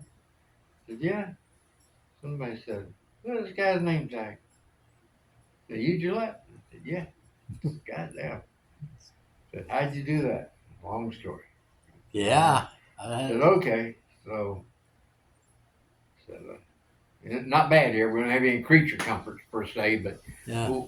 Army hadn't found us yet. So we're still ASA hiding, Yeah. I said, "Okay, that's good." So work was just like kind of a Quonset hut tent thing, None of the super high tech stuff from Chitosi. This is low key. They monitor the North Koreans, Yeah. I was a Russian guy, so I didn't know shit about Chinese, Yeah. so I didn't have nothing to do. So it was kind of boring, So anyway, I hadn't really signed in yet. Another story, I grew a mustache. And it was impossible to do because they would say, if it's not on your ID card, you can't have it. And what had happened in Chitosi, I met a guy that worked in the photo lab that made ID cards. He drank at another bar. So I took a week off and then didn't shave the last 2 days of a med, you see, because you could get by with it, So that gave me 2 days, and take a week, I took 7 days, take 10 days altogether, and give me 8 days to let it grow out, not to be seen.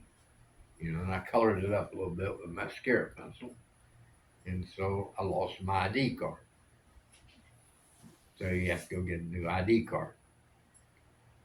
Damn. Well, say this guy was a short timer because they wouldn't take your picture with the damn mustache. Right. Take it off. Take your picture. He was in on it, so he takes my picture, puts it on my ID. Boy, shit hits the fan. Let's see you goddamn ID, soldier. Here you go. Well, luckily I didn't have too much time in Chitose when I did that, so that didn't create much of a stir. Yeah. So I get to crib, go to work. First day, Sergeant Adams wants to see you. So he big old redneck guy from Eufaula, I'd say. I don't not bad about being from Eufaula. I'm not saying that. Casual reference. I'm just saying he was a large guy from Alabama. And so he's sitting there and he's red in the face. He said, "Nobody that works for me has a mustache." So I said, "Well, I guess I'm not working for you then." That wasn't the answer, was it? That wasn't the correct answer. He snatches me up. We go see the major. Go see the captain. XO. XO's a cool guy. Major's even cooler. Evidently, he'd got passed over, and this was his last tour. He was short time too. He was short time. Yeah. He was going out, so he didn't care. He didn't care. So I'm getting ready to talk to the captain. The major said, "I'll talk to you. Come in here." So I sit down, He goes, "What's your problem?" I said, "Captain, I'm major said I don't have a problem. Tell me. I got 10 months left. 10 months. And I just want to go home. I said, I don't want to cause you any trouble. I don't want to get in any trouble. I don't want to do anything. I just want to do my job. I just want to sit here. I'll be a good guy. I don't need Article 15. I don't need next duty. I don't need nothing. I just want to go home."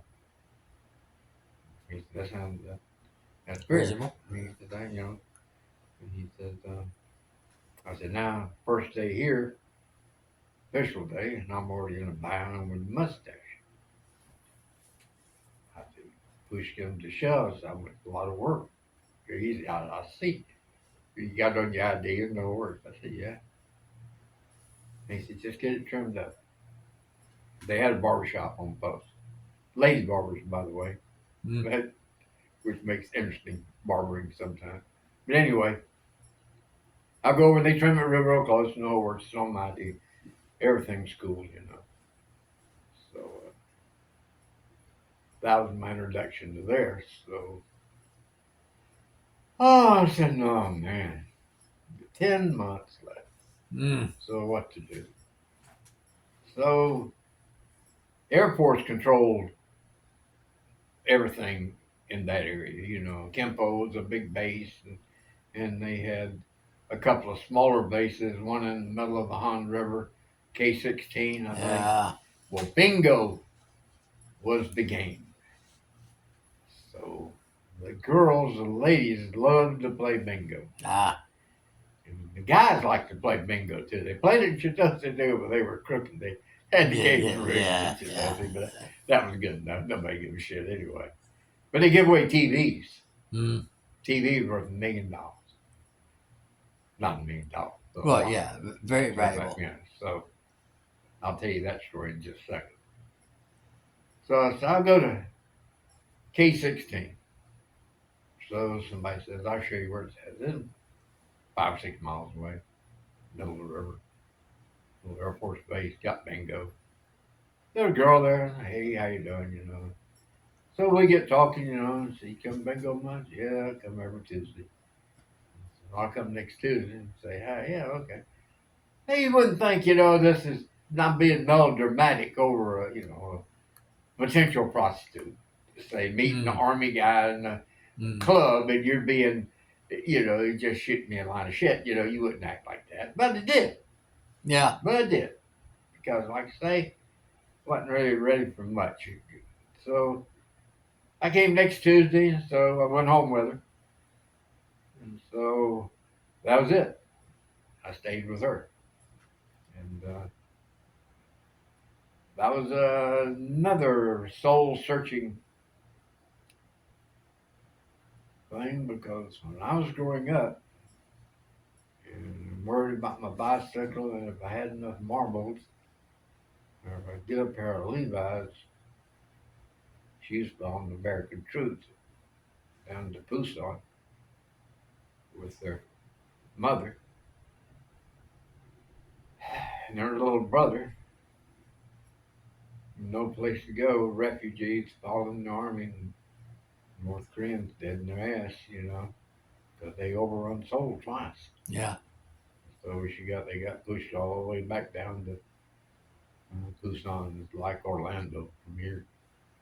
And so, really, until they made the raid at Incheon and come back around, we were in big trouble, real big trouble. And so then during that time, then she followed them back up, and her mother got sick and died Oh. on the way back up. Mm. So she had her little brother to take care of.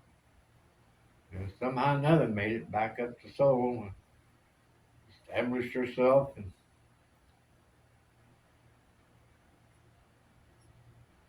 yeah, whatever. Yeah. But it just Hard life. yeah. Somebody you sharing your life with Yeah. knows that and you think you had a hard time. Yeah. Yeah. You know. And so a large perspective there. Yeah. So one day I get back to K-16 in a minute, but tell about education. They had like little houses, little grass houses, a little apartment thing inside the street. Like 5 little individual apartments, like in the center court, and then a well, pump well. And that's where everybody got their water. And then the people, I was the only American living there, and the rest of them. So I'm sitting there one day drinking beer, and a girl comes over and says, "Can you help my brother? He's taking chemistry." I'm not a chemistry student. I said, "I doubt it." And she said, "Could you look at it? Could you help him maybe help him understand it a little bit?" I said, "Okay." Said to him things in German. He's taking German chemistry. Woo.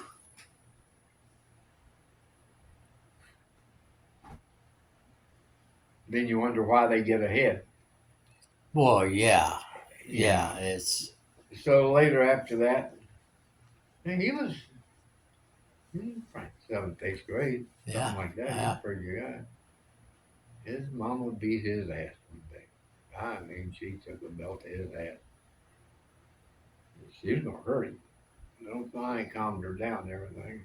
Jesus, what in the hell did he do?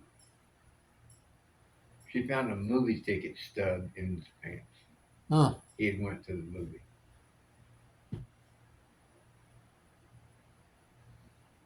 Wow. Yeah, wow.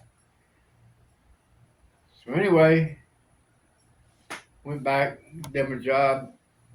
So Major said that a lot of people had hooches off post, So somebody bitched about it, and he told them that he had less trouble with the guys that had a place off post because they wasn't going to mess up because they couldn't go home. Yeah. He said that's probably one of the best things that ever That's happened. at least his words. Yeah. And he said, and I said, okay. So people were really poor, or, Yeah. candy bars were a nickel a piece at fixed, and you had to have a ration card for everything. Black market, big deal, Yeah. big deal. I bought. You could buy stuff from Sears and have it drop shipped to an APO. Wow. And so I bought fabric Hmm. like that, nylon stuff that they make their gowns and stuff out Yeah. of. Yeah. You can buy a bolt of it, 50 yards for next to nothing. I don't know, it was like $1 a foot, whatever it was. Well, you could triple it. I mean, $3 a foot. He could take $50 per se, make 150.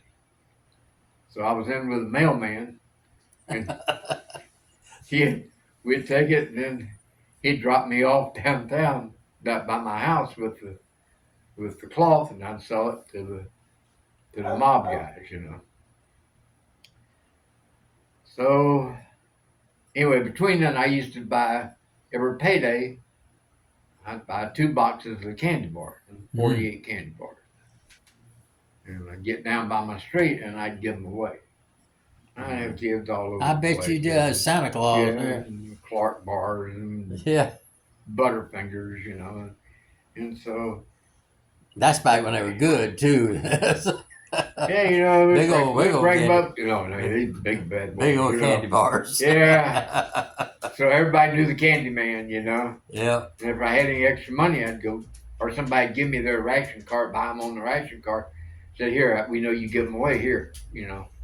And I'd go give candy away downtown. So it was a rough area. A lot of people I'll get beat up. Candyman walk through anyway. Yeah. That's Candyman. Leave him alone. Candyman can pass. So a lot of stories from there, but one time, all this is brother-in-law stuff. You knowing people. See, that's what these other people aren't talking about. That I see now they call it the E4 Mafia, but it's just lower enlisted guys deal with each other. Right. And get around anything. About us, it don't move, but whatever. So they said, take something over to 8th Army. And I said, okay, so I forget what it was, some kind of stuff they wanted. Take it over there. So I took something over there to get fixed. We took due snap. Me and the guy, remember I got my driver's license from Devon's. Yeah. I drive over there and I deliver this stuff and see a guy. Hey, John, what you doing? Hey, how'd you get over here? Okay, he says.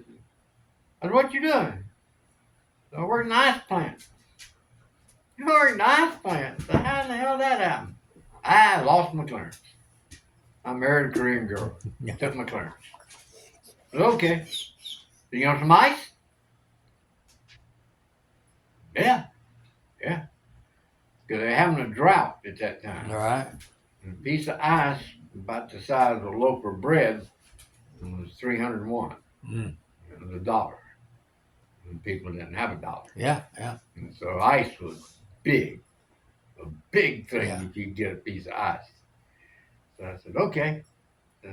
Back truck on around. Come on around. So I go down with the ice plate is. I back up there.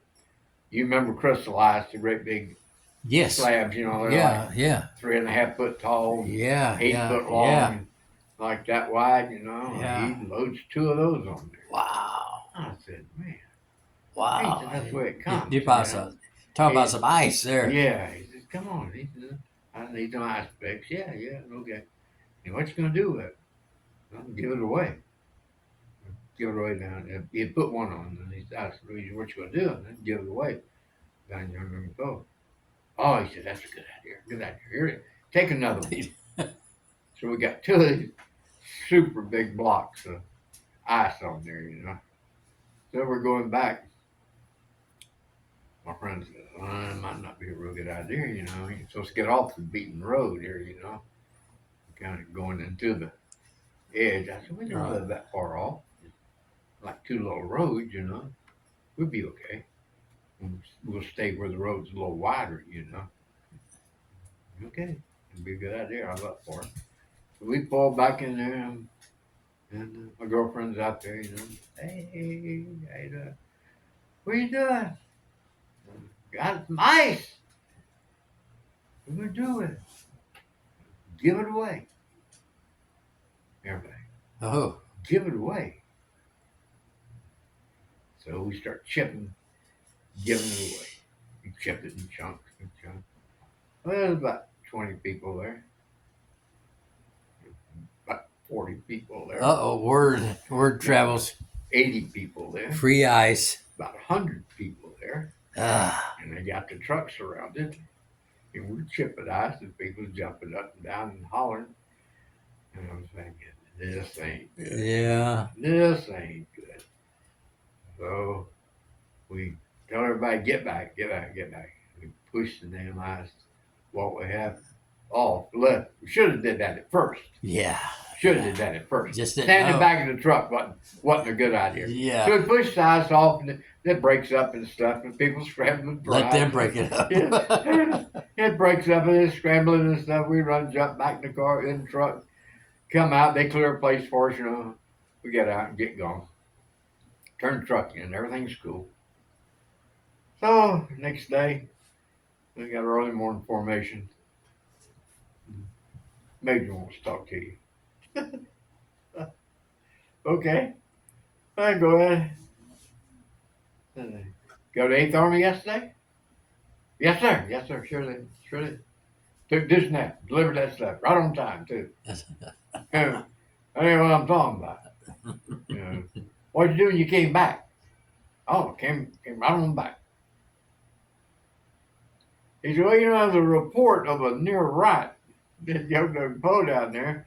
Some guys took a dish nap with 2 giant big blocks of ice and tried giving it away and caused a big ass disturbance. Do you know anything about that? I might. You know, At first. did go by there, you know. He said, that was stupid. He said, you meant well, but he said, that's stupid. He said, don't do stuff like that. Yeah, just don't. Get out of here. Just don't do that. You know? So cool. Fair enough. I didn't get in trouble. But he was a good guy. Oh yeah. We had a swimming pool, believe it or not. So during the drought, people would stand up on the 4-lane and look at our swimming pool. So old man comes out one day and he's, that's bullshit. These people ain't got water to drink and we got a damn swimming pool? He said, yeah, I'd burn this damn place down. That was the case. Yeah. Son of a bitch, you know. Yeah. Drain this damn pool. And so, you know, he called 8th Army and he said, I need a water buffalo. And that was just like a 2-wheel tank. Gotcha. Big tank. Yeah. 500-600 gallons or whatever. Yeah. I don't know how much it holds. A lot. You know, and that's how they get your water out in the field, you know. Yeah. So he calls 8th Army. He says, you know, I need a water buffalo from 508 every morning. And they said, no. You know, why? He said, because I said so. Huh?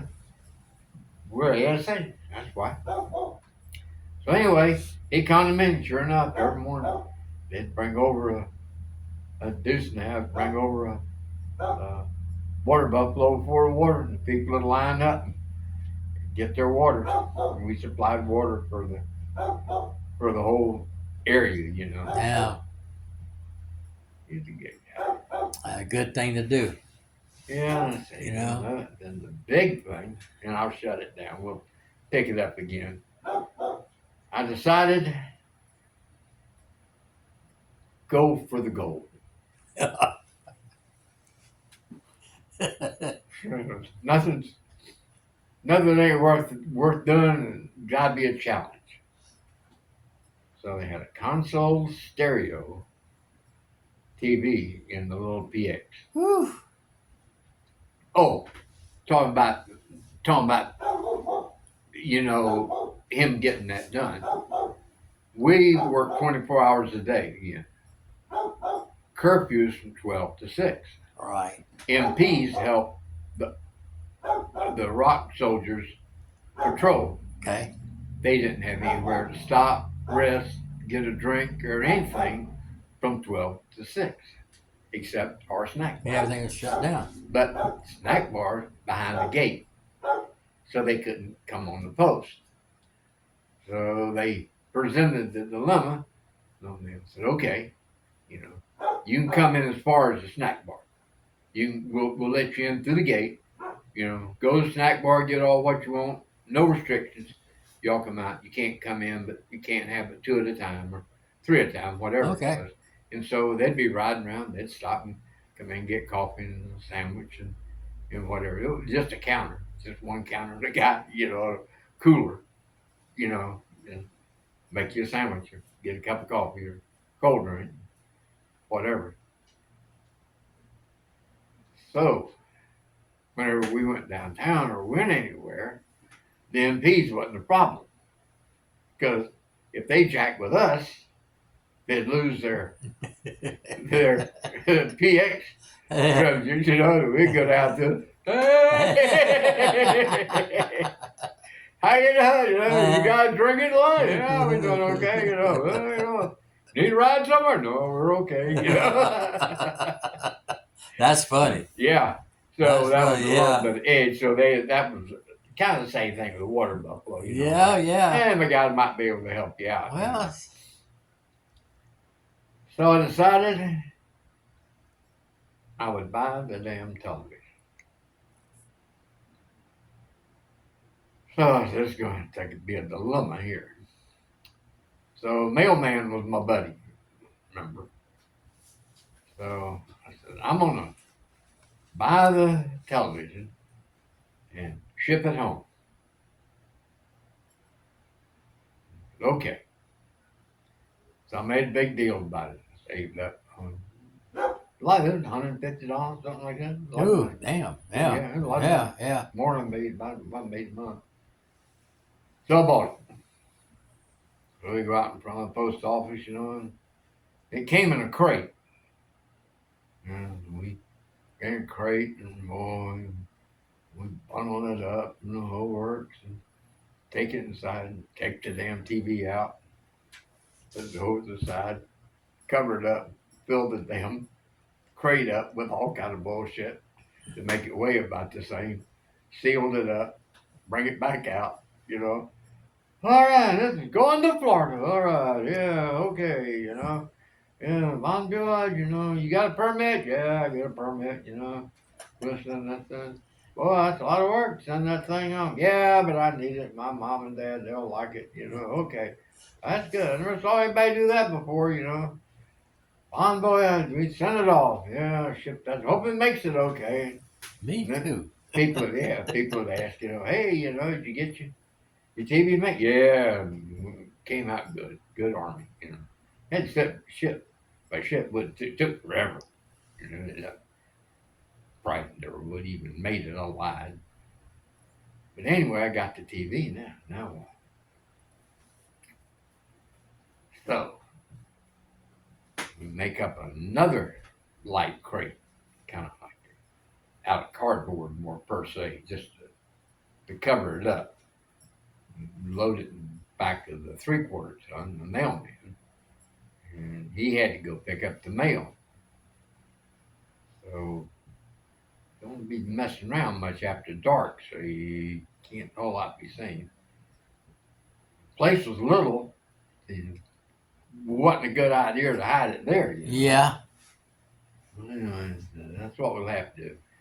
So we zoom down and jump out and we grab it, we take it in, put it up, cover it up.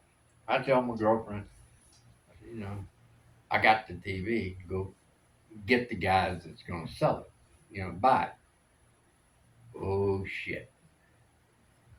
These guys are the real deal. Mm. They Chinese, Korean mafia. Yeah. Yeah. They got the sunglasses. They got the suits. You know. Oh boy, I'm F now. You know. Got spoke perfect English. Afternoon. Afternoon.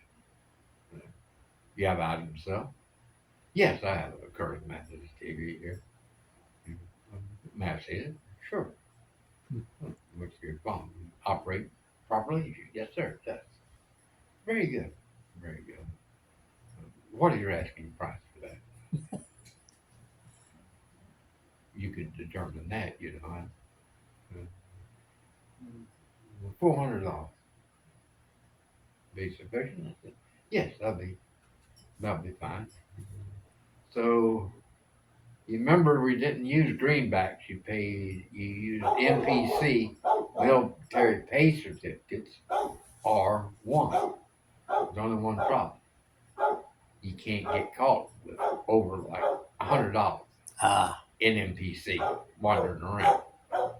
And you can't get caught. You really don't need to get caught with $300 or $400 in one. Even. Right. Because it just don't. They know you're up to something. They know you're smuggling. Yeah. Black market. If you do, I guess I take half and half. You know, so they give me 200. And he had MPC just like we did. Okay. So got the rest of one.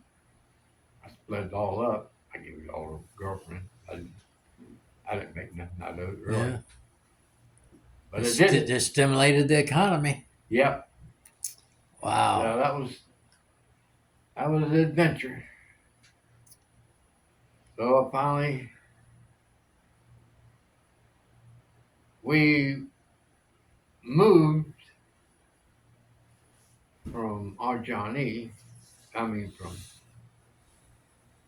Young Po at the 508. They decided that they would move to the headquarters, I believe it was in our Johnny, which is about 50 miles, maybe, something like that, 40. I got that movie that I showed that time. Mm-hmm. That was everybody when we made the big move. Yeah. So we made the big move to there. Well, that wasn't good for me because I still had a lady friend I wanted to go see. So one time I hitchhiked all the way back. It didn't cost the bus. Riding a Korean bus is quite a trip. Yes. But anyway, I did that. And so I really had my attitude never changed. Matter of fact, even got a little worse. But I didn't have a job like I did in ops. Yeah. Yeah. I just did whatever. Yeah. You know. And so decided, I guess I got out on December the 11th. So about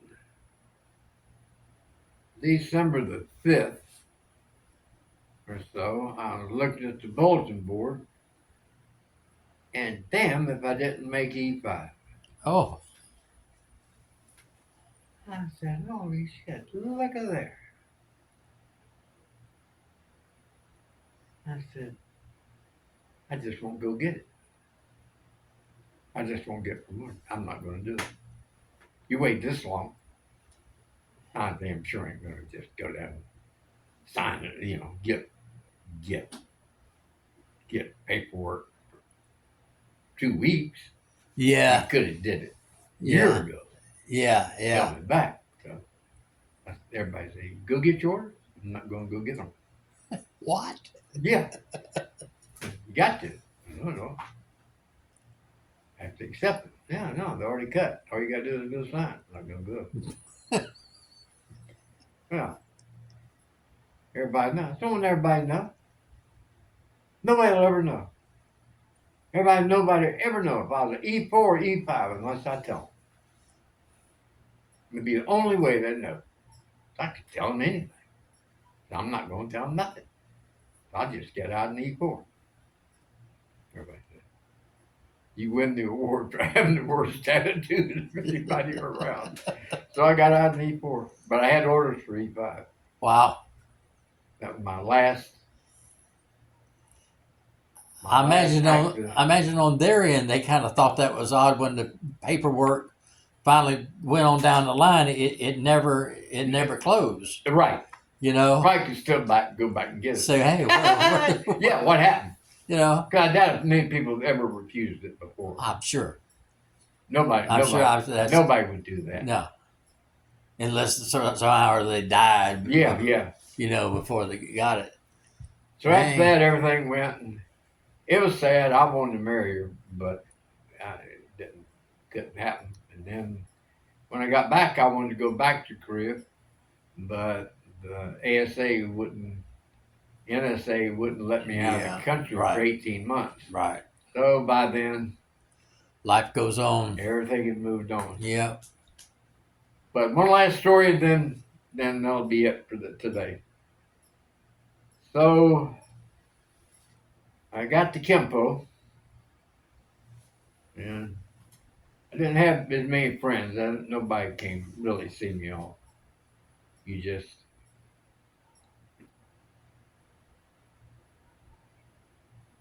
went to Kempo, then took a short plane again to Korea. So a lot of people on a stretched 747. I don't know how many people. I've looked at that. Yeah. 400, 500. Oh, yeah. People. Yeah. You know. So a lot of these guys from Vietnam, some are in rough shape, some ragged, uniforms messed up. They were messed up. Just, again, like when I got there. And we all lined up. And we drug out and had a duffel bag. And we all went on, got on, started getting on the plane. All got on the plane. Been 3 years I hadn't been home. Yeah. So you're apprehensive. You don't know. Am I dreaming? Am I really going home? I don't know. All the stuff that you've been doing, learn the different languages, the rice and ramen and the Oriental people and their lifestyle, and it was all over. It was all over. Like it never existed. Yeah. And the states had changed too since you'd left. And by the time you left, and you couldn't explain where you'd been. All the things I'm talking about, all the emotions, all the feelings. Yeah. You have nobody knows. No one can relate to and that. And there's nothing to relate to. There's no. Right. And in 3 years, you become acclimatized to not being able to talk with certain people, or being difficult, or finding it hard to do certain things, or respecting culture. And not being able to buy stuff. That use like hamburgers. Oh yeah. Those fast food. Nowadays, of course, but. You come back and all that's gone, wiped away in a flash. Yeah. Just a plane ride. And then you're lost. Oh, yeah. Then you come back, you start searching for it. And I did it through drinking. Yeah. Drinking. Act crazy, and you try to find your way back. Yeah. But there is no back. No, it is. And now, it isn't even written about. It's gone. It's gone. They closed it, took it down. So all the stories that I've shared with you today exist in the ozone. This thing called time. Yeah. Yeah. You got pictures of I remember when. But talking with the airman's father, or seeing the guys in line in Kimpo, how would you ever tell anybody that? And I think that poses a dilemma, not for me per se, because mine was humorous. Mine was light. Nothing to it. It was a self-made adventure. But the guys who did Vietnam,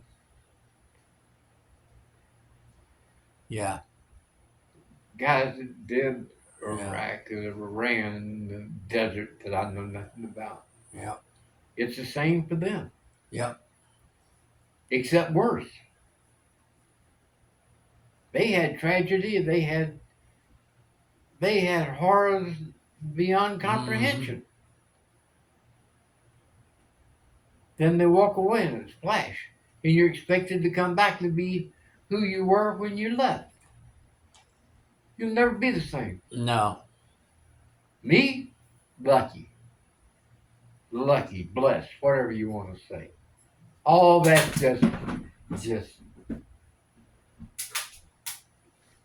just renegade stuff. Yeah. No tragedy involved in it. It's just life experience. Makes me sad.